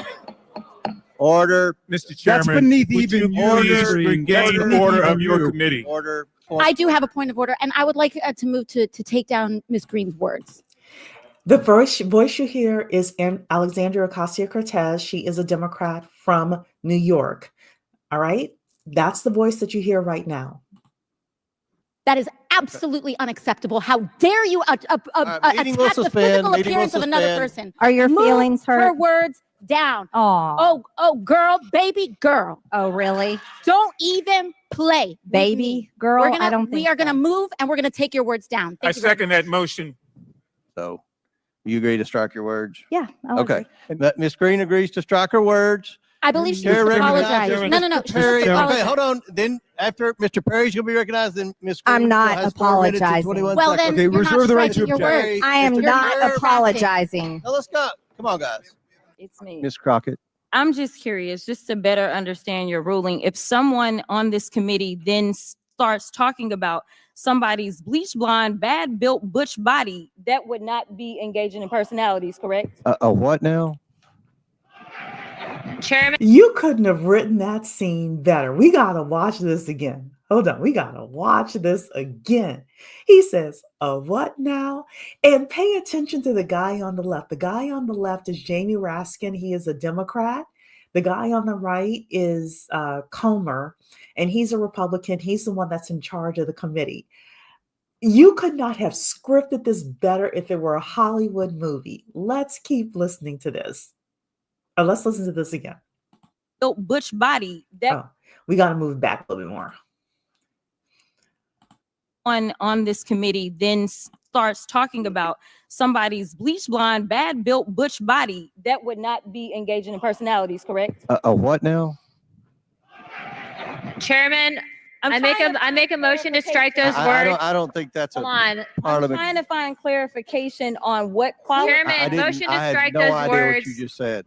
We're not gonna do this. Look, you guys earlier literally just You just voted to do Y'all did it. it first, so you don't want to talk about voted to do it. Order. I'm trying to get clarification. Look at calm down. Calm No, down. because this I is would what like to y'all get do. through proceeding. So I'm trying to Hey, get Ms. clarification. Crockett, you're not Y'all wanna- recognized.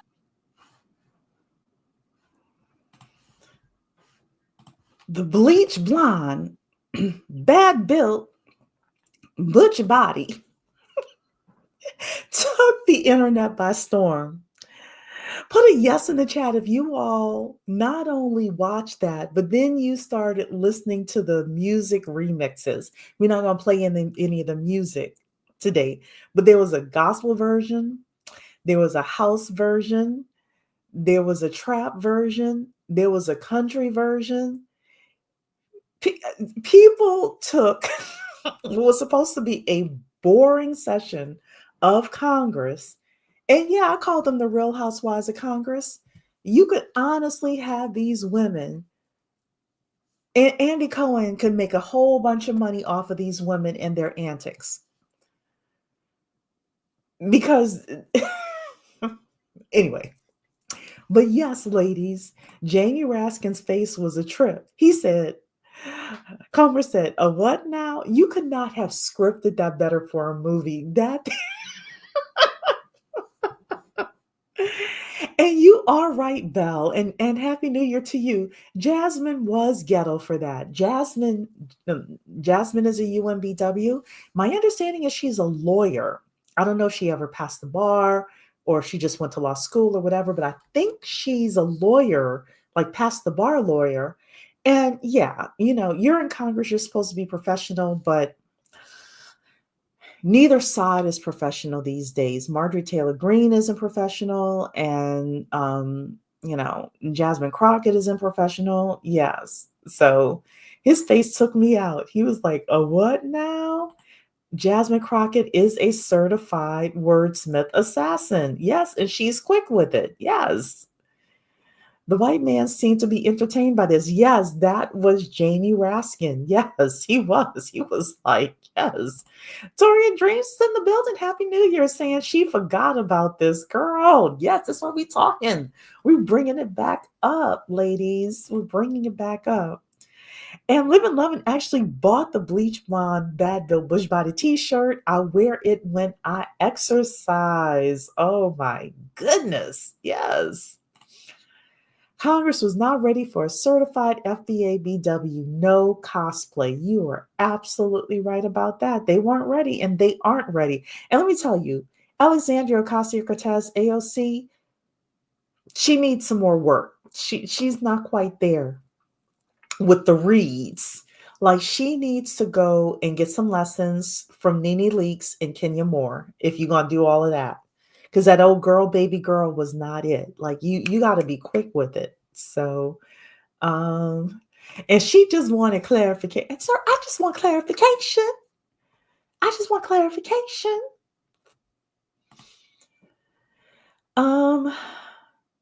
Let's see here.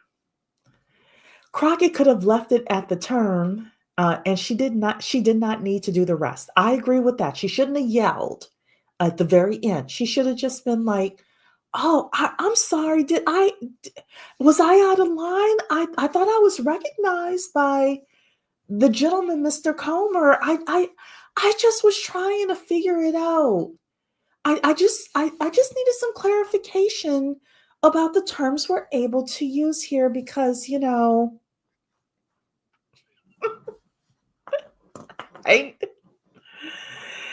Yes. So attorneys do have ways of words. And okay, she was a practicing lawyer. Yeah, was she a civil rights attorney? I think she was a civil rights attorney. Dawn of Earth. I don't care what Michelle said. Some days when they go low, you just got to go lower. That's the truth.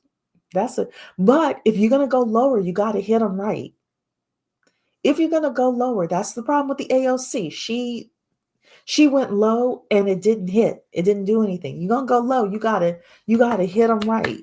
So Cicely is in the building. Happy New Year to you. While I get professional, it's not always good to be cute and mute. I appreciate Jasmine for standing up for herself. I do too. AOC does AAVE for optics. So she's not doing them very well.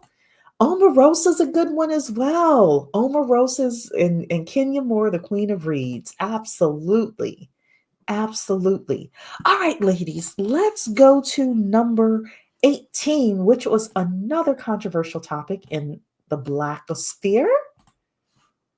Ebony Williams got pregnant through IVF. She had a baby girl. I think she had a baby girl in August because I think her daughter was born around the same time I was born.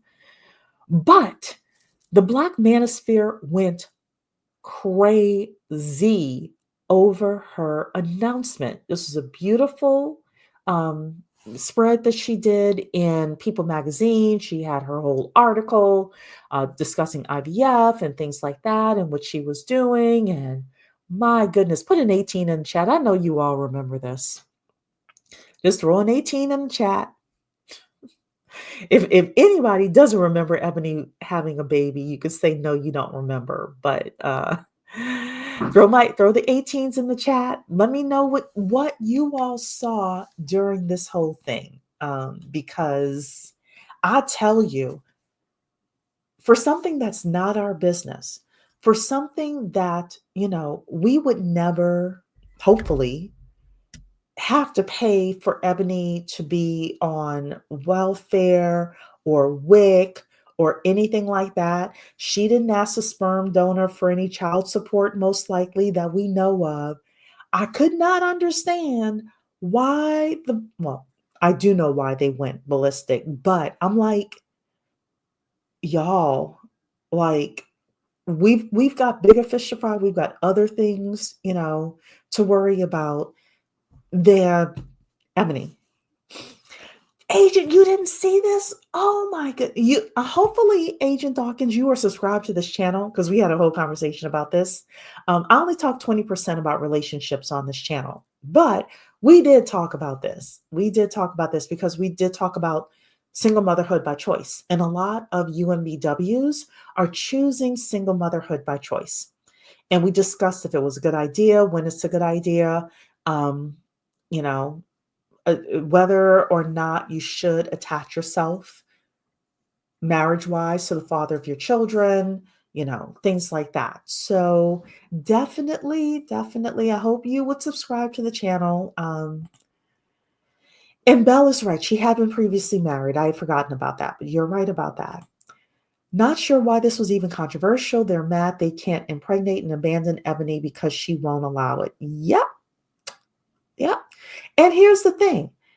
The men were like, yeah, single mothers. And I'm like, if Ebony winked at you and flirted with you and said, come my way, they would be with her in a heartbeat. Ebony is gorgeous, even at 40, 41. Hit the wall, what? They would be with her in a heartbeat. This is where people are not like living in reality. Dawn Earth is saying, I barely know who she is. Well, she's infamous now. Cristiano, Happy New Year. Thank you so much. I have been watching my natural girlies on YouTube, and I'm playing around with my hair and the products and things like that. I'm starting to get the hang of it. Starting to. So that's one of the big things that I want to do. Not big things, but just things I want to do is try some new hairstyles in 2025. So, but thank you. You saw a lot of hate towards her. That's what Denise is saying. Sam was saying, I dissected her interview with the BW social justice therapist. She was suggesting BW get married young like white women. Interesting. Agent Dawkins is subscribed. Yes. Welcome to the UMBW family. But I probably missed that day. Okay. No problem. Too busy driving a bus. Oh my goodness. Oh, you're being messy. I love it. I love a messy money topic. Y'all know that. Men are mad they can't keep marriage for women who want kids. And she is stunningly beautiful. Sweat your hair out. You're absolutely right. Well, my understanding, Dawn to Earth, is she did open up her options. She was dating a white man when COVID happened. She said that he wanted to go with his family or his kids and spend COVID with his kids instead of her. I think that she was filming new Housewives of New York at the time, so maybe she couldn't go with him, but whatever happened, according to Ebony, she has dated a lot of men from a lot of different races. So, yeah. Sam was saying the average American is conservative when it comes to family structures and patriarchal systems and won't forgive single mothers, especially Black single mothers, which is understandable, that they are conservative, they are patriarchal. And yet, 70+% of Black children are born out of wedlock, right? So, and in my opinion, being a Black single mother is not the scarlet letter that it used to be. My whole thing was she is a single mother and she can pay for her own baby. As long as she's not living off the system and I'm not taking care of her and her child for an extended period of time, I'm not taking care of her and her child at all. I don't care, So, and I'm not saying that that's what you're saying, Sammy. I'm just like, I don't care. So, yeah. And you're right. That 70% is an issue for the children. You're absolutely right. So, all right, let's go then to the next one. This is a serious topic. We didn't really talk about it on the channel, but this was a good story. Black and minority farmers were awarded $2 billion. So I'm going to actually come here to, and it always concerns me when they say and other minority farmers, because I want to make sure that the Black farmers actually get what they're due, and it doesn't go all to the minority farmers and not just the Black farmers. But I would like for you to put a 19 in the chat for me and let me know if you had heard this story or not. What basically happened was that the Biden administration has doled out more than $2 billion in direct payments for Black and other minority farmers discriminated against by the United States Department of Agriculture. More than 23,000 farmers were approved for payments ranging from $10,000 to $500,000. Another 20,000 who planned to start a farm but did not receive a USDA loan received between $3,500 and $6,000.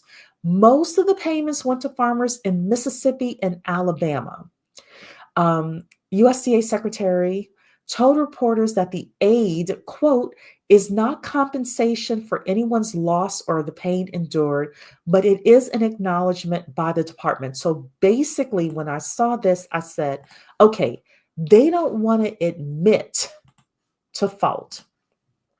They had been discriminating. The USDA had been accused of discriminating against Black farmers for decades. However, the USDA is saying they are not admitting, fault, but they just, they're like, but here's the compensation. So yeah, the USDA has a long history of refusing to process loans from Black farmers, approving smaller loans compared to white farmers, and in some cases foreclosing quicker than usual when Black farmers who obtained loans ran into problems. So shout out to the Black farmers. I really, really, really, really do hope that the Black farmers get the majority of that $2 billion. I do. So, all right, Ladies, let's come to another, not messy money topic, but just partially messy. Beyonce versus Rihanna. Sacred versus Fenty hair. So this year, we have the battle of the hair care brands by two of the biggest celebrities out there. Beyonce was first. She came out with Sacred. Sacred is, as you know, or put a 20 in the chat as well. Just, let me know. Let me know if you have used either of these products as you're putting the 20 in the chat. I have not, so I'll be honest. But I like the business case story. So Sacred was started by Beyonce and her mother. Her mother, Tina, used to be a hairstylist. When she first dropped Sacred, she didn't do any kind of promo videos for it or anything. And people were like, but we want to see you using the product. And I will admit, I saw the video that she dropped on Instagram. I saw it on YouTube. I did not believe that that was Beyonce's hair. The only reason I didn't believe that that was Beyonce's hair was because it was the exact same length and the exact same color as her wigs. And I was like, But Beyonce ended up coming out with her, promo for it and things like that. And when I looked in Google, apparently Sacred has amassed over 2 million paying customers within its first 6 months on the market. So if Beyonce is able to keep a certain percentage of those people buying over and over again, maybe she's got something there.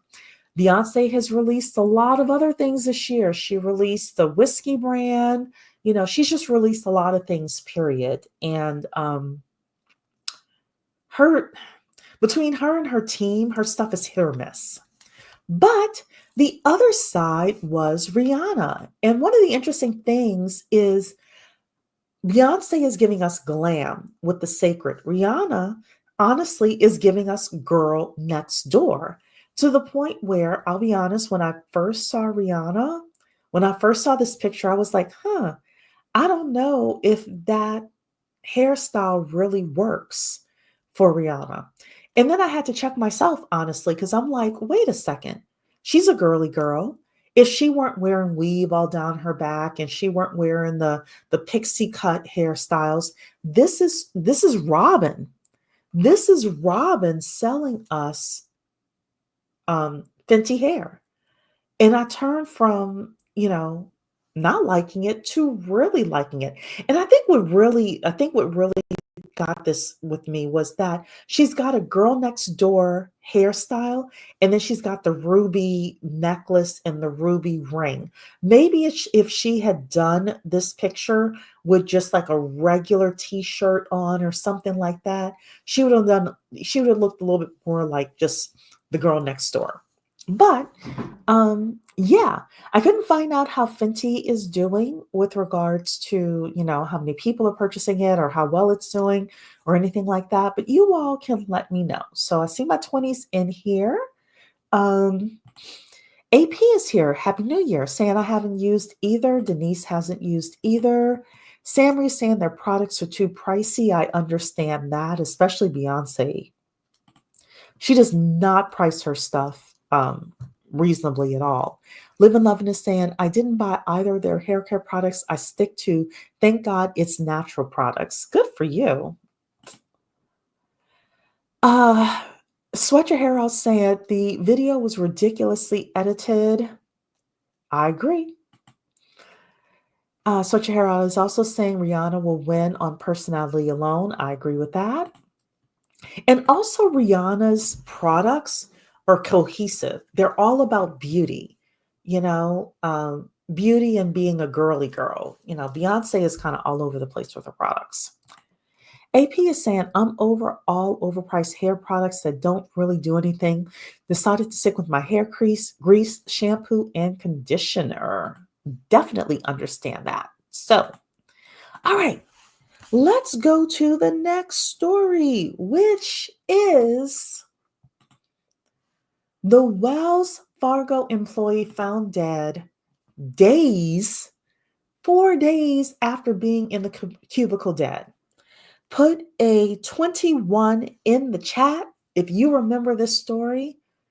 Tell me what your thoughts were about this. We're going to actually watch the news story with regards to this. So let's hear the news story again with regards to this. New tonight, a Wells Fargo employee dies at her desk and no one bats an eye. Now her coworkers are raising questions about how the Tempe, Arizona office addressed the tragic death. Jade Cunningham has the story. There's sadness at this Wells Fargo in Tempe. It's really, really heartbreaking. And I'm thinking, what if I were just sitting there? Like, nobody would check on me. After the body of an employee was found at work, an associate who asked to remain anonymous for fear of retaliation says the situation is troubling. Her boss had emailed her. He didn't receive a response. So they went to go check where she normally sits. And that's how they found the body. Tempe police say on August 20th, building security called authorities after finding a worker who was possibly dead. Officers went and identified the person as 60-year-old Denise Prudhomme. To hear that she's just been sitting at the desk, like, that would make me feel like sick, and that nobody did anything. That was how she spent her last moments. Police say there's nothing suspicious about the death, but still haven't confirmed many details about the time or manner of it. The employee says the lack of information from the bank has been especially frustrating. I'm just wondering why they didn't formally address employees about it when this does affect everybody in the building. Wells Fargo said in a statement, "We are deeply saddened by the tragic loss of our colleague at our Tempe office." It also states counselors are available to support employees and all further questions will be directed to police. I just feel like they aren't being transparent with us, and somebody needs to acknowledge this to the family. Yeah, I am very, very sorry for their loss. Like I said, I feel it because I'm thinking about my mom, my mother-in-law, if that had happened to them. All right, ladies. So this poor employee, it brought up a lot with regards to the fact that she, passed sometime on Friday, the fact that the cleaning staff probably, vacuumed around her, that security for a Wells Fargo office like that, there had to have been security guard. The fact that, Saturday night, Sunday night, Monday morning, nobody was looking for this woman. And then the only reason somebody found her was because her boss sent an email and didn't get a response. And there's something to the power of community. There's something to the power of, if you're 60 years old, having golden girls, right? Having people who care about you, people who, are looking out for you. So yeah, it was a sad story. You all are putting 21s in here. I remember you covered this story a while back. That's what Femme Fatale is saying. Yeah. Mentor Shelley talked about it as well as the HR person around here. Denise is saying that was a sad story. It was very sad. J. Antoinette said, shouldn't they have used a voice modulator for the employee to protect her identity? I hope that she was still protected. Yeah. I don't know. It still feels like she could be identified and retaliated against. That's possible. It really is. Agent Dawkins is saying some employers isolation many workers face, possibly in workplaces where collaboration or connection with coworkers is discouraged or simply difficult due to working conditions. Yeah, that's possible. Denise, what happened to the cleaning crew? That was my question. But sometimes with cleaning crews, they're a little skittish, and let's be real. The person that was on the cleaning crew, were they legal? Maybe they were like, hey, if I report this, I could be in trouble. When people start asking me my name and my identification, so yeah, tough. Live and Lovin said that was crazy. If you don't have someone checking up on you and calling you every few days, you need to get around good people. Someone in her life should have been hounding the authorities to find her. Absolutely. My company, they just sent out our annual form where we have to every year update our emergency contacts, and we have to give them 2 emergency contacts. If anything happens to us, they have 2 people they could reach out to. I think that it's also important, ladies, for you to, with your family, like you work in an environment with your family, say, hey, if anything happens to me and you need to contact someone at work for me, um, here is either your manager's phone number, and it does need to be their cell phone in case it's the weekend, like this specific woman, or somebody that you're kind of friendly with at work that, like for me, I live with my mom, right? If I were going into an office, she has 3 or 4 people's phone numbers that she can call and say, hey, I'm looking for Cherie. Have you seen her? They could go right to the office. They've got the keys to buzz in and check and, yes, she's here. No, she's not, etc. So these are some of the lessons that we can learn from this specific story. So this speaks more to this woman and her network family, not so much the employer. It speaks to both. It speaks to both. Yeah, if nobody missed her at all on Friday, and how long on Monday before they caught her? They saw that she was missing, It's common for janitors and security to not check closed offices daily, and especially not on the weekends. This is true. Purple Rain is in the building saying, oh, Happy New Year to you. But at the same time, not everyone has reliable people on that care about them. That's true. That's true. Sort Your Hair Out is saying, I'm curious about women using their husbands as emergency contacts when they are typically the ones responsible for their disappearances. That's true as well. That's why you need to have 2 people checking up on you. So, all right, let's see the next story. Of course, the next story was a big story, ladies, and that was the election. I was going to do a full election video.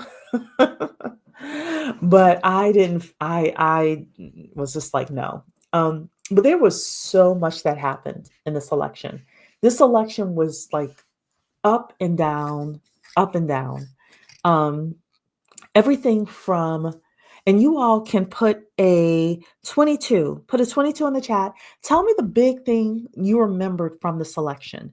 For me, outside of Donald Trump's attempted unaliving, it was Nikki Haley being at a town hall, wherever she was, New Hampshire, whatever, and she was asked something about the Civil War, and she refused to say that the Civil War was fought over slavery. And, and when the person said, well, what about slavery? She said, well, what do you want me to say about slavery? And then she went on the Breakfast Club and tried to clean it up. So that was my big election story. There was just a lot that happened during the election season. Of course, Biden dropped out. The Democratic National Convention was like this live hype party. Lil Jon came, performed. The Republican convention was kind of dull, Amber Rose was at the Republican convention. You all can put what you remembered, top moments or just moments you remember about the election, and I'll go through. But Amber Rose was at the Republican convention. Hulk Hogan was there. The usual people I think were at the Democrat convention. But yeah, let's hear what you all are saying. Donna Earth, the big thing I remember is the meltdown of Black women after the election. Yes.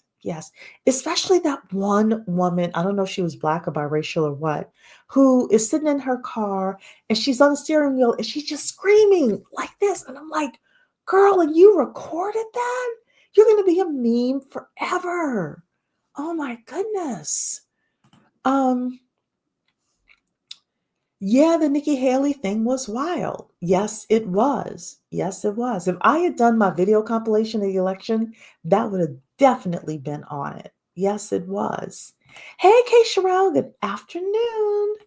Samry is saying, I remember Biden's deteriorating mental state. Yes, and people tried to tell the general public that Biden was not in a good place. And now do you all see the stories that Biden says that he thinks he could have won the election now? I'm like, man, if you do not live out your final days and go home somewhere. Amber Rose, yes, Amber Rose did speak at the Republican National Convention. Yep. Chef G, a drill rapper, was performing at the RNC. He was? I didn't catch that. Trump unaliving attempt, even if it was staged. Absolutely. I don't think it was staged, though. I don't think it was staged. I do believe if the CIA or the deep state wanted Trump unalived, he would be unalived today. I don't believe that that young man was attached to the deep state at all. At all. But yeah. I don't think it was staged. I don't. The election was real life SNL political skit gone wrong. Absolutely. Absolutely. Agent Dawkins is saying, I am just happy we are done with the election. It really exposed how many people don't understand government and civics. That's true. Living and Loving is saying, yep, Nikki Haley is a descendant of South Asians. She is Indian, ladies. She's Indian American. So as more South Asian immigrants come in, remember they are here to get paid. Black women, your activism played a large part in Haley's parents coming in. This is true. Sweat Your Hair Out is saying the tantrums were a bad look, but they still didn't storm the Capitol. This is true as well. So I can't remember if I put the 92%. I did here. This was the other thing that I really liked. Even though I wasn't part of the 92%, I really liked this. I thought this was a beautiful piece of art that was done after the election.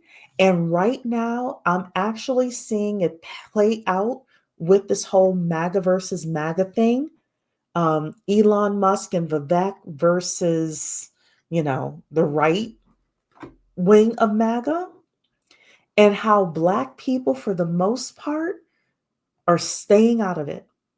Black Democrats are staying out of it. Even a lot of Black conservatives are staying out of it. There are a couple who have tried to insert themselves and they've been run off. That is not our affairs, right? I'm not getting into it. I suggest my UMBWs do not get into it. And I suggest that Black people, period, let them figure it out. Let them figure it out. So, all right. The next thing, we're almost done, ladies. We're almost done. The next thing is United Healthcare CEO unaliving. Controversial story, to say the least. You can put a 24 in the chat. 24. This happened a couple of weeks ago. I think the things that surprised me about this story is how brazen this was. The United Healthcare CEO was, leaving a Manhattan hotel. He was walking to an event, and this gentleman here, Luigi is his name. They ultimately found him. He unalived this healthcare CEO, broad daylight in Manhattan. And the 3 bullets had delay, deny, and defend, which ended up being this book. And a lot of stuff has come to light with regards to United Healthcare. I did not know that a third of United Healthcare's claims are denied. I knew that healthcare was a serious issue, but apparently United Healthcare has horrible, what do you call it? Customer satisfaction. Let's say it like that. They're the largest. They had horrible, customer satisfaction. As a result of not only the CEO unaliving, but the support that the assassin had online. I mean, the support was huge, and not just because he's good looking, but because people, both Republican and Democrat, right, left, white, black, Asian, everybody was sharing their stories, or so many people of all ethnicities, all ages were sharing their stories of how broken the healthcare system was and how little they cared about this man being unalived. And the media, whether it was Ben Shapiro and Matt Walsh or CNN or MSNBC, was trying to get us to feel sorry for the United Healthcare CEO. When I say feel sorry for him, I mean like to get the public to like surround him and his family, and people were not having it. So the other thing that surprised me was how long it took them to catch Luigi, because I honestly think the people saw him. First of all, the pictures were kind of weird the way they didn't have like a picture of him like straight, but but I think the people saw him and they were like, we're not turning him in. I do think that, because for something that was so brazen that happened in a city with cameras all around, how long it took them, like what, 5-6 days to catch him, something like that. And I told my mom, I said, you know what, all they need to have is one hung juror in that jury pool in order for, like, he may not be able to be charged again. No, double jeopardy is if they put you on trial and you're found not guilty or something like that, y'all can let me know. That's double jeopardy. But yeah, look, this was a crazy story. Crazy story. Okay, so Donna Earth is saying sad story, and people celebrating his death are just disturbed to me. So again, I think there were different levels to it. I think you had people celebrating his death because they feel like United Healthcare and these healthcare companies are sticking it to people who have serious diseases, and they are not, again, United Healthcare was like turning down 33% or something like that of the claims that they were getting. They were notorious. So, and I'm not saying that it was right of them to do that. I am saying that I empathized and sympathized, more so sympathized with the people online who were sharing just such rage, yeah, nobody had sympathy for him. Nobody did. Or very few people did. I think even the mouthpieces, the Ben Shapiros and the people on mainstream media, I think secretly at their kitchen tables, they were thinking something different as well. So, and the other big thing, if you all remember from this, is right after this unaliving happened, these big companies started taking the pictures of their C-suite executives off their websites. That was another big thing. So now these guys are going to go into hiding. So Purple Rain, he did it like 7 a.m. Yeah, it was early in the morning. Yes. So Live and Lovin' is saying, yeah, they reject something like 36% of medical claims. Yep. United has been the worst. Even doctors were going bankrupt. Yes, a lot. If you're upsetting 1/3 of the people who are putting claims in at your company, eventually you're gonna mess with the wrong person. Denise is saying, my parents live in South Carolina and they hate United Healthcare. My parents seem to dread going to the doctor. Agent Dawkins is saying, United Healthcare been denying claims left to right. I have this insurance and have a child with a health condition, which they denied all her specialists. Oh my goodness, I'm so sorry. I'm so sorry. AP is saying, I think the support was mainly because he's a WM, a white male. If a black man would have done it, I don't think he would have received the same support. That's possible. I'm glad a black male did not do it. This is where we need to stay out of it. We're like, y'all handle that. Y'all handle that. So Purple Rain is saying the same CEO was getting investigated for insider trading. Yes, you're right. I heard that he had dumped a whole bunch of his stocks. Not only him, but the entire executive team had dumped a whole bunch of their stocks. Yeah. AP is saying, yeah, I don't see the media talking about that insider trading. Yeah. Mr. Shelley, Happy New Year, Mr. Shelley. Denise is saying, I'm still feeling like that's not the weapon. Let's just say that. Yeah. Purple Rain is saying, I only know that because a lawyer looked into the lawsuits he had.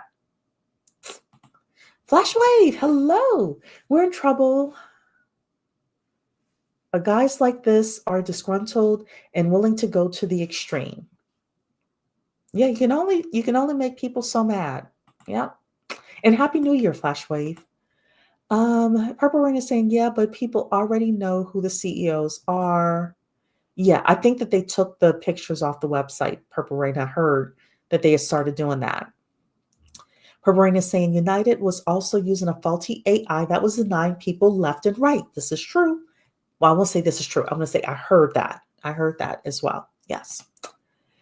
Sweat Your Hair Out is saying Bezos bought a ghost yacht to prevent someone from targeting his main yacht instead of using that money to pay employees a living wage. Yep. Billionaires are going to billionaire. You're absolutely right. Thank goodness a Black person did not do it. Let's not involve Black people into this. I absolutely agree. Mr. Shelley is saying UHC became notorious for denying legitimate claims, gross misconduct. I absolutely agree with you.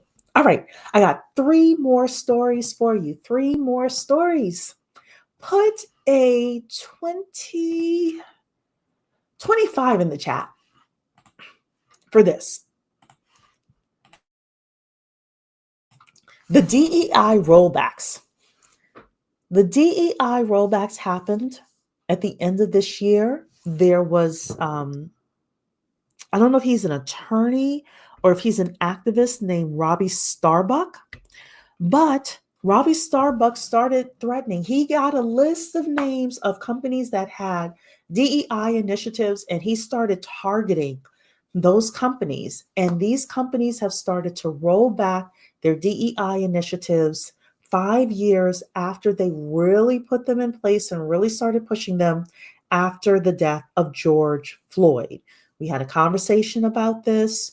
We have talked ad nauseum with regards to your network. Your network is going to be how you make it, your skills and your networks. And then stocking and stacking your resources so that when you can make a move, you can make a move. But yes, the DEI rollbacks happened this year. Purple Rain is suggesting that we start looking into concierge medicine. I will admit I started looking into that up here, and it wasn't as expensive as I thought it was going to be from what I remembered. So I have to look at it again. But yeah, I knew DEI was going to collapse from this time it started. I was on this channel 2.5 years ago telling you ladies that DEI was going to end. So yeah, we've been on this thing with regards to DEI for a while, and we were talking about how to navigate it, forever. So yeah. Sammy is saying it has been coming for a while now. They were just waiting for BLM to calm down. And with the death of Jordan Neely and the acquittal of Daniel Penny, and the fact that I don't think there were really any rallies with regards to that. I mean, like main big mainstream big rallies, people, you hardly heard a peep about that. I think what Samri is saying is right. That Black Lives Matter has really, like, the air is out of the organization. It is. It is. So, all right. The next story is, put a 26 in the chat for the Investopedia top searches of 2024. So I'm actually going to come here and just show you the 10 things that people were looking up this year. So they were looking up inflation, tariffs, NVIDIA, stock split, national debt, homeowners insurance, student loan forgiveness, high yield savings account, Bitcoin, and money line bet. So, with regards to homeowners insurance, I think one of the big issues that happened this year was a lot of people in like Florida were not able to get homeowners insurance anymore. With regards to Bitcoin shot up over $100,000 this year. With regards to the money line bet, there were people in Vegas and other places that had bets on the election. And that was starting to get a lot of focus, where they were like, yeah, Trump has a 65% chance of winning and things like that. And people were putting in bets with regards to who was going to win the election. So tariffs, Trump is threatening tariffs now to start the day he comes into office. Who knows if he's just talking or not? But yeah, so throw a 26 in the chat with regards to that. But yeah, those are the things that people were looking at this year. Next, a 27 in the chat for MAGA versus MAGA. 27 in the chat for MAGA versus MAGA. We did a 2-hour live stream, Mr. Shelley and I, a couple of days ago. So I'm not going to go into all of it. But all I can say is how proud I am that Black women are not involved in this. Let them figure it out. Let MAGA versus MAGA figure it out. Right? Put a no in the chat if you have no idea what we're talking about with MAGA versus MAGA. And you all can tell me what your thoughts are with regards to MAGA versus MAGA as well. In the last couple of days, I think the last thing we talked about was the fact that Trump came out and said that he is on the side of the tech bros. Since our conversation with Mentor Shelley, I have learned that there are some Black men who are saying, hey, we're Americans. We need to get in on this topic as well. We need to fight with MAGA, the right MAGA, the Laura Loomer, Steve Bannon side of MAGA. I have heard that from Black men. It doesn't seem to be going very far. I have also heard that Anthony Bryan Logan did a video where he was siding with the tech bros and his audience ate him up for it. When I went to look for it, it was taken down. The person said that he wouldn't have been surprised if Anthony Bryan Logan didn't take that video down because the comments were so scathing against him. And when I looked for the video, I couldn't find it on his site. So, on his YouTube page. But yeah, ultimately, will the tech bros win? I'm going to say this. I don't know. At first, I would have thought that yes, because of money, the tech bros are going to win. However, if you get enough people who feel like they are not getting opportunities and they can blame the H-1B visas, and these are individuals, the right part of MAGA are individuals that vote in primaries. Yes, Elon Musk can throw a whole bunch of money into a primary, but if there's enough of a grassroots and people feel like, let's say you have a plant, for example, and that plant, the people were, what do you call it, laid off from the plant, and instead you have foreign workers come in, and people can see that. I don't know. And Steve Bannon and Laura Loomer and the right, they don't let things go too easily. So I don't think that this is something that is going to just go away. I think that there will be questions about this in 2026. I'm sorry, 2027, during the midterm elections. I think that there will be questions about this during the presidential election of the next person. I do. So I don't know. Let's see here. You all is giving me your 27s. Good. You're saying they close out the year with a bang with this MAGA Civil War. Absolutely. They certainly did. Kat is saying, I got to finish that live stream. What I saw was good. Yes. Please finish the live stream, because we actually give you here's the strategy of what you do. Here is what's coming. And I'm going to do another live stream where I really start, where it's going to be a little wonky, but UMBWs have to be prepared for what's happening over the next 10 to 25 years. Because initially in the live stream, I said, your children.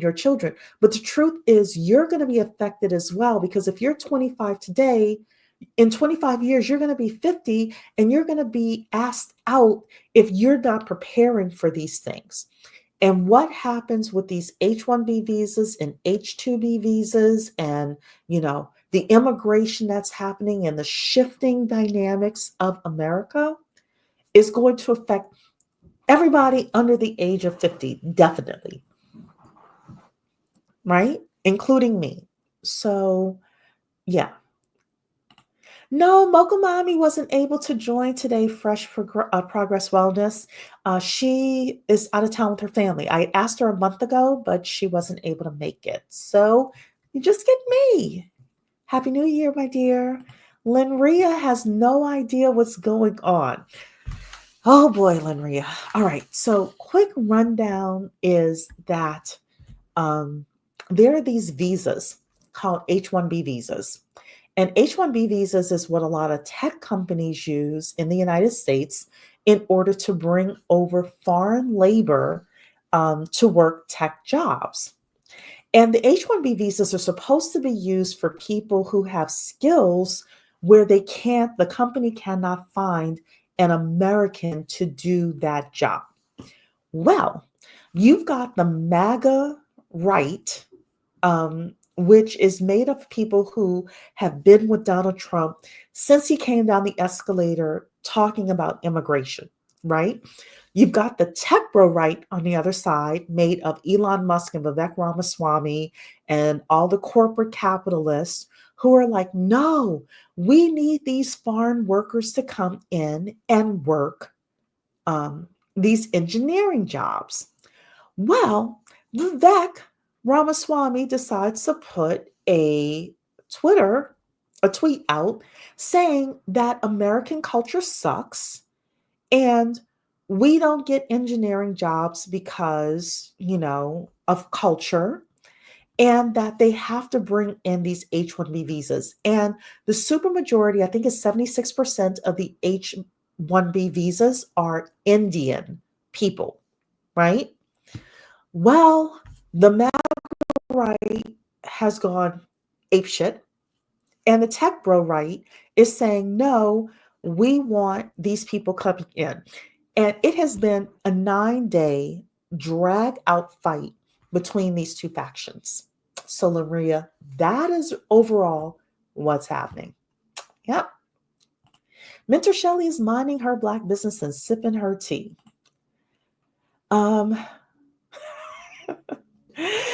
Vivek and Elon versus white men. Yes, yes. MAGA's regretting their vote for Trump. That's true. So I said that I was never delusional about Trump, right? But yeah, people just heard what they wanted to hear, and yes, people are right that now there are individuals that want DEI for their groups, but not DEI and affirmative action for us. And yes, I had said it before with Mentor Shelley. I heard a 2-hour live stream, and I listened to it all, of a white man. He is pro white male. He is also a lawyer, and he is looking at um, doing something where they can overturn the 1964 Civil Rights Act. And what I am concerned about is he's going to have to find an ADOS person to be on this lawsuit, right? Because this isn't going to work with just with white men. It has to be an ADOS person. He can't go and get Al Sharpton or the usual people, the people on the right, like a Candace Owens or whatever. They'd have to admit that there's racism in the country. We've been told there's no systemic racism. So, if this man is successful, he's going to have to go and find some ADOS person who people don't know to put their name on this lawsuit and say, we want to have the 1964 Civil Rights Act overturned. So, yeah. MAGA versus model minority. Yep, that's what's happening. Sam is saying, my aunt used to tell me how there's a lot of disgruntled white people in tech, and why a lot of them switched to red because of H-1B1 visas. I am seeing a lot of that in the comments. And I don't think that this is something that's just going to go away. I think 2 years from now it's going to come and it's going to bite Elon and Vivek and all of these tech bros in the butt. I really do. Now, they may not. Now, here's the thing. The tech bros can go back and forth between Republican and Democrat. That's another big thing that the MAGA right is not thinking about. The tech bros were Democrat until they realized Kamala was going to lose. And then they went over to Trump last minute, right? But they're going to get their tax cuts. They're going to get, their special favors. They're going to get their government contracts no matter what. So there's something else to think about as well. So it wouldn't surprise me if a Democrat, as long as they could find somebody, and I pray to God it's not Gavin Newsom, as long as they could find a decent Democrat in 2028, it wouldn't surprise me if a Democrat wins. So just in here with my popcorn, watching them be toxic. Yes, Agent Dawkins, UMBWs, we are staying out of it. No, no. You want them with the fist saying fight the power, dawn to earth. When I saw the term fist in there, I had to read it first. I was like, what? Wait. Fight the power. AP is saying, well, damn, I would have loved to see that video. Which one? The one with the lawyer, or which one? Yeah, it's a toss-up who's going to win. And, and that's why we need to stay out of it and just focus on getting our skills and our networks together. Let them fight it out. Silicon Valley is slowly warming up to defense contracts. I thought they had been doing them for years. That's how Microsoft got so rich as well. And yeah, there's a lot of tech layoffs. And if you have enough people, this is what I'm saying to you with regard to the United Healthcare. And then this story, if you have enough people negatively impacted by these H-1B1 visas, where people are saying, I heard so many people say during this MAGA versus MAGA fight, even Black people who are just talking about it, we're talking about it amongst ourselves, that they, were training their replacement who was an H-1B1 immigrant to do like their job. If you have enough of those stories, it's going to blow up in the tech bros face.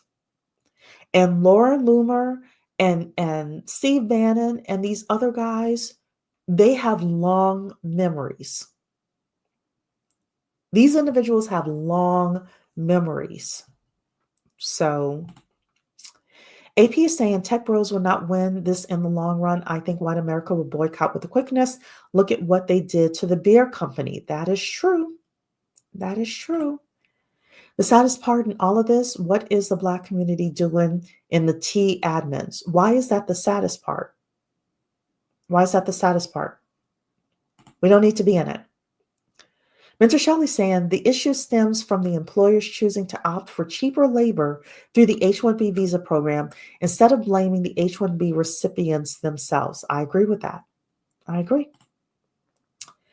UMBWs just need to sit back. UMBWs just need to do what is in their best interest. Stay out of it. Best thing I can say is certain ethnic communities would never cape for you, and you come first always. And eventually, live and loving, there will come a time where both sides are going to come to Black people in order to get support. They're not asking now, but at some point, both sides. Steve Bannon actually already mentioned Black people, especially Black men. That's already been brought up. But at some point, both sides are going to come and ask for our overwhelming support. And the best thing that we can be, just come back here. That's the best thing we can be. Sitting. Don't do anything.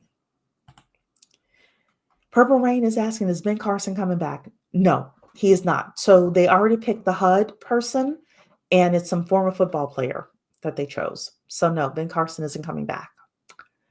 Sam is saying this MAGA versus MAGA is a microcosm of the increasing tribalism around the world. That is true. Also, there's a surplus of college degrees. So Purple Rain, I will say for the tech bros that it depends on what the college degrees are in and what people are skilled in. Yes. However, they don't need to import as much labor, in my opinion, as they're actually saying that they need. So Dark and Lovely saying our goal is to be ready and prepared with the needed skills when they decide to attack the H-1B visa programs. I agree with that. And for now, go work at small companies. Stop begging Elon Musk and Vivek Ramaswamy for jobs. And I said it before when we were with Mentor Shelley. There was a tweet where somebody said, well, Elon, why don't you build schools and educate us with regards to the engineering and give us the skills? And Elon said to the person, if I need to build a school for you, it's already too late. These tech bros are not interested in educating you either with regards to what skills are needed for these jobs.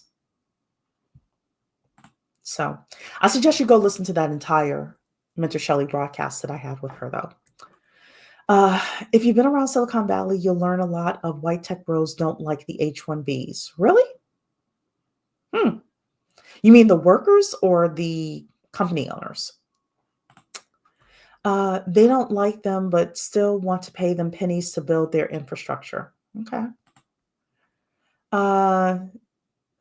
Can we get a link to the live stream? Okay, so with regards to the live stream with the white male lawyer, if you go to the session that I did with Mentor Shelley, go to that live stream, go to the comments. Somebody already asked me for the link, and I put the link in my response to her. So it was just the live stream we did a couple of days ago. Easy to find. Sam was saying, I've been personally affected by an H-1B employee. I had a well-paying opportunity, but was pushed out by South Asians. They only promote and protect their own. Yep. Some people saying some of you don't think it's going away. I'm a wait and see person right now. Even Elon came here on a visa. Yes, he did. Notary World is saying, like I said once, they showed that income chart with Indian Americans making more than whites. White people started being racist towards them. That's true. I actually don't want Dems to try for 2028. They need to aim for 2032. Let the people see what the Republicans really want to do. We'll see what happens. I'm telling you right now, I'm not voting for Gavin Newsom. I'm not voting for Gavin Newsom. So if he's on the ticket, whoever the Republican is getting my vote. So AP is saying the ABL video, I want to see his audience handed to him. I think he took it down. I think he did. Silicon Valley has always been about defense contracts. The reason why there's so much focus on them is they have so much intelligence on human behavior and they have advanced warfare products. This is true. Live and Lovin' is saying Matt Gates' brother-in-law is Palmer Luckey, the guy who made Ovilus Rift. He opened up one of the most advanced weaponry companies in the United States. It's called Anduril. Look into its history. I'm not surprised. Matt Gates comes from money.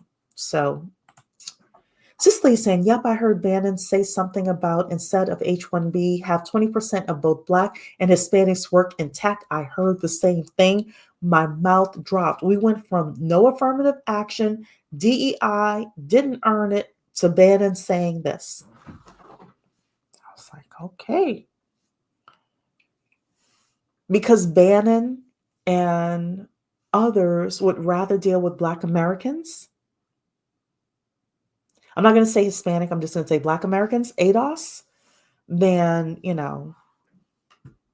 having the influx of Indian Americans. And I think a good reason or a big part of that is that the Indian Americans are actually organized. And if there are enough of them that get birthright citizenship, eventually they could, have a lot more positions in government. They could eventually get to the vice presidency, the presidency, etc. So, and I think it could happen in 25 years. Give it a generation. You need enough Indian Americans who are born in America and have birthright citizenship. Which is why I also think, I'm not a lawyer, but I think that 1964 Civil Rights Act, I think that might have something to do with birthright citizenship as well. So, I'm going to bypass some of the things you all are saying because it's getting late.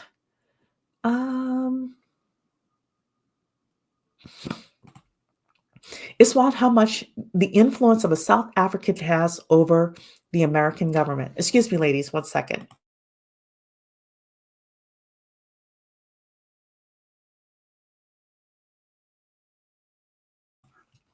Yeah, right now, thank you for that. Right now, it really is like the immigrant Americans versus the MAGA right.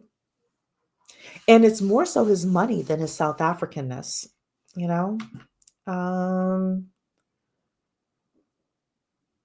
A lot of Indian people do lie about having degrees or the skills that they have. A lot of them do. Okay, so birthright citizenship is in the Constitution. Okay, well, I personally think something needs to be done about that as well. But, okay. All right, so let's then go to the final story, which is a happy story. Wicked. How many of you saw Wicked? Apparently, it broke records. Put a 28 in the chat. Let me know if you saw Wicked. Wicked has become the highest grossing stage play that has been adapted to a movie ever.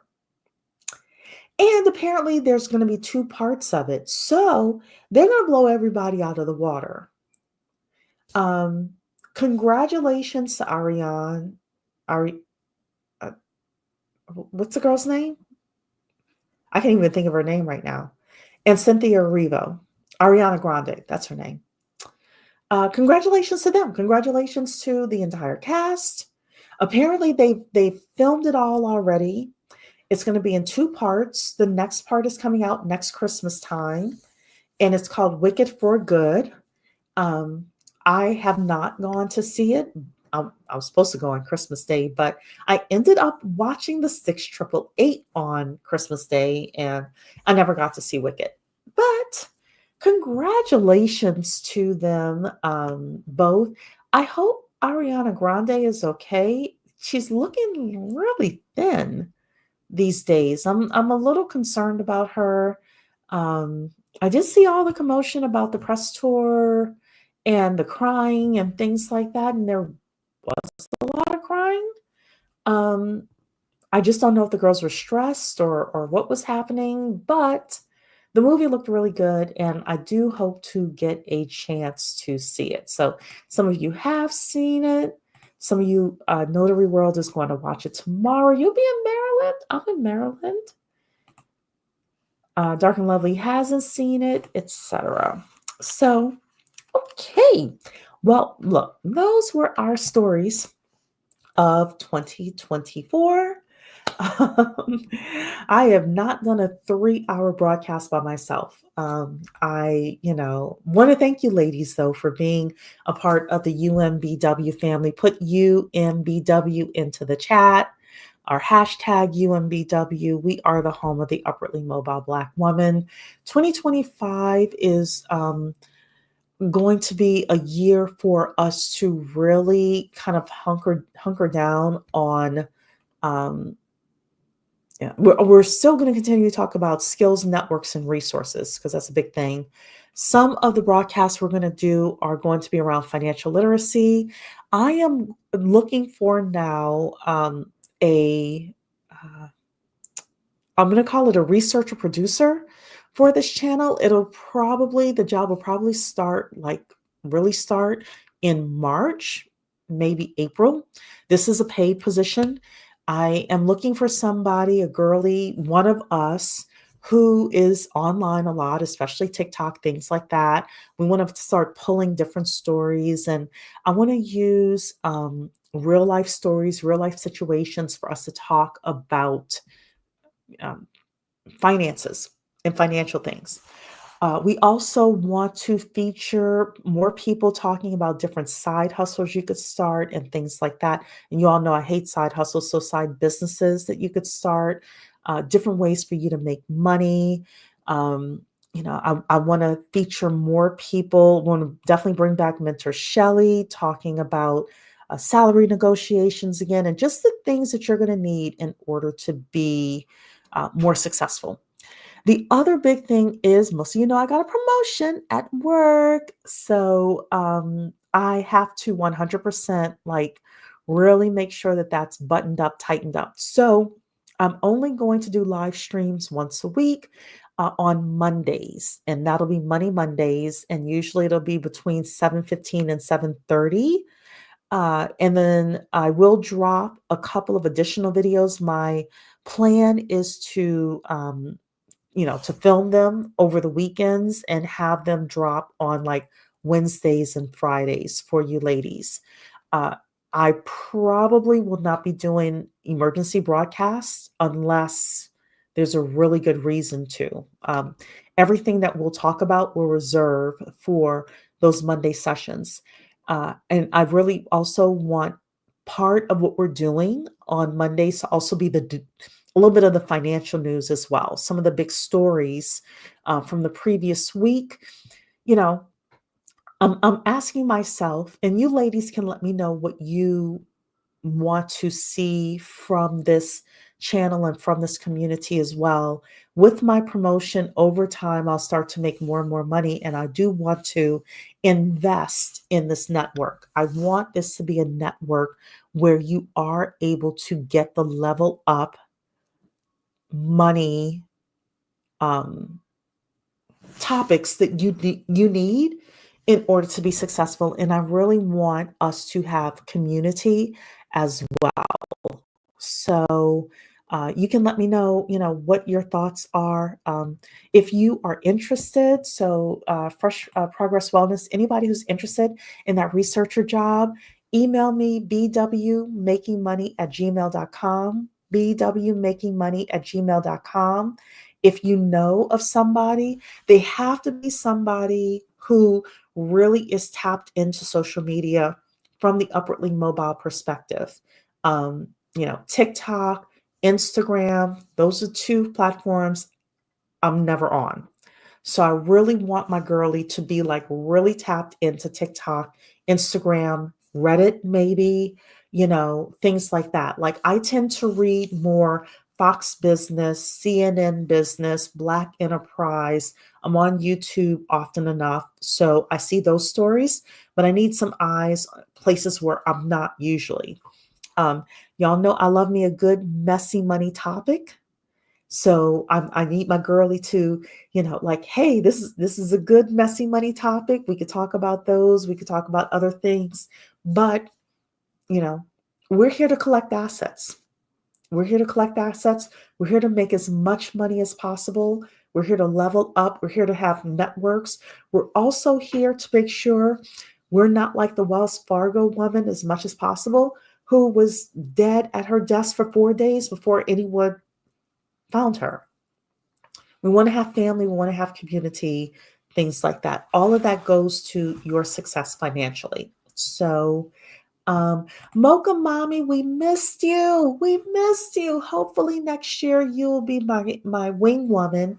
And people asked about you as well, Mocha Mommy. So, and thank you so much for the $10. Yes, to UMBW in 2025. Thank you so much. I really appreciate it. So, Fresh Progress Woman will submit my resume. Love TikTok and Instagram.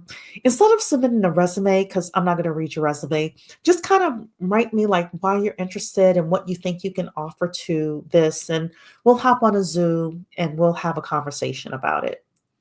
And yes, I do see all good things for us in 2025. So, I got to do a really good job for my primary job, but I do want to be able to come and pour into the women on this channel as well. So get your money right for 2025, Mocha Mommy. But I know what you were saying.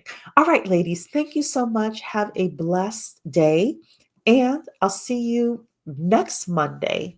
But I will be dropping a couple of videos. Okay? Take care.